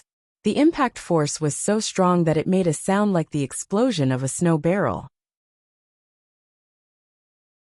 A cloud of mist rose from him and the monster, and the armor squeaked. He bent his right leg and straightened his left leg. His body was stretched into a straight line, and the Xenogeniac was unable to crush him at the moment. The other warrior aimed at the flying mutant and threw a javelin. The speed of the javelin was so fast that all Alicia could see was a flash of silver light. The javelin accurately pierced through the monster's head, smashing it into pieces. The silver-armored warrior tossed the still-twitching corpse to the ground. His arm was bent unnaturally. It was clear that he had not escaped unscathed from the attack. The bones in his arm had been broken, but he calmly pulled out the axe from his waist and started to kill the other demonic beasts. Alicia couldn't believe her eyes. Hundreds of God's Punishment Army warriors rushed into the swarm of demonic beasts. Their red cloaks were like a torrent of blood, forcibly blocking the enemy's advance. She now understood what the commander meant by drag. These warriors had the ability to fight 10 enemies at once. Their strength, agility, and reflexes were comparable to demonic hybrids. No, they were even stronger. Ordinary demonic beasts were powerless in front of them. That's amazing. Alicia felt a heartfelt joy. With this group of brave and powerful warriors, the fall of Hermes Cathedral would be impossible. Ah, by the way, I haven't asked for your name. My name is Alicia Quinn, captain of the Army of Judges. You seem to have long known the fighting ability of the God's Punishment Army? The man glanced at her, his eyes as cold as ice rain. He didn't tell her his name, but said in a low voice, "My brother is a member of the God's Punishment Army." "It looks like we won," Bishop Maine said while holding a telescope on the top floor of the cathedral. This was the highest point of the new holy city. Using the telescope tools of the Fjord Sea merchants, they could overlook most of the battlefield. "Stop the catapults, the God's Punishment Army is about to attack the city." "Isn't victory expected?" another person said. He was wearing the same golden bishop robe as Maine, but his voice was much older. "The key is that the armies of the 4 kingdoms are finished." "Yes, in this way their border defense line is useless," the last person said. She was the youngest of the 3, about 30 years old, and the only woman among the 3 archbishops. More than 5,000 well-equipped and well-trained regular soldiers, and nearly 1,000 knight. Even if they were immediately replenished, it would take 4 to 5 years. She let out a groan and smacked her lips. It's really a wonderful plan. But in order to achieve this goal, we have also lost a lot of judges. They are the backbone of the church, Maine sighed. If it wasn't for this plan being the fastest to achieve results, I really don't want to throw them into this purgatory. The old man stroked his beard and said, "We have no other choice. The wasteland beasts have appeared. Just like what is written in the Holy Book, we don't have much time left. If we can't unify the whole continent and concentrate our strength, we will only be greeted with destruction." "Destruction is actually not bad," the woman said with a frivolous smile. "Humans are greedy, vicious, and mercenary. Under the banner of righteousness, they do more terrible things than the demonic beasts. Maybe even the devils in hell are much kinder than us." "Heather," the old man was so angry that his beard trembled. "Your remarks are simply outrageous. Do you want to violate the will of God?" "You don't need to worry about this, Lord Tayfun," Heather shrugged, her face full of disapproval. "The person in charge of the arbitration tribunal is me, not you. Besides, did God ask us to survive? How do you know that he doesn't care more about the devils?" Enough. Tayfun Heather," Maine said in a displeased tone. "That's it for today. I will report the situation to the Pope. You can go and complete your own tasks." After the 2 left, Maine stood in front of the floor-to-ceiling window, overlooking the north. Behind the impassable mountain range was the land of eternal winter covered with ice and snow, and further west was the barbarian land. That was the beginning of everything. He knew that what Bishop Tayfun said was right. Scourge was too rare. They needed to be loyal to the church, and at the same time have a strong willpower to carry out the transformation. After nearly 100 years of accumulation, the church had accumulated less than 1,000 people. If they wanted to fight against the demons, their numbers were far from enough. But the whole north could only provide so many God's Punishment Army. If they wanted more warriors, they had no choice but to unify the whole continent. Of course, what Bishop Heather said was equally correct. She served as the church's arbitrator, and had judged tens of thousands of villains and witches. Whether it was those villains or witches, the most ferocious of them all couldn't compare to today's deliberately staged Pyrrhic victory. The higher one's position in the church, the more clearly they could feel that God was neither good nor evil, nor good or evil. How do you know that he doesn't care more about the devils? Thinking of Heather's words, Maine couldn't help but laugh. Perhaps only she could make Taefun speechless. He thought, but God neither protects the world, nor cares for the devils. You're tuning in to the Lee May's Wuxia Whispers YouTube channel. We're so grateful for your support. And don't forget to subscribe to join us on this incredible journey through captivating stories. Your generosity through donations truly makes a world of difference, as it's the primary source of revenue that allows me to expand and enhance this channel for you. Thank you from the bottom of my heart for being a part of this adventure.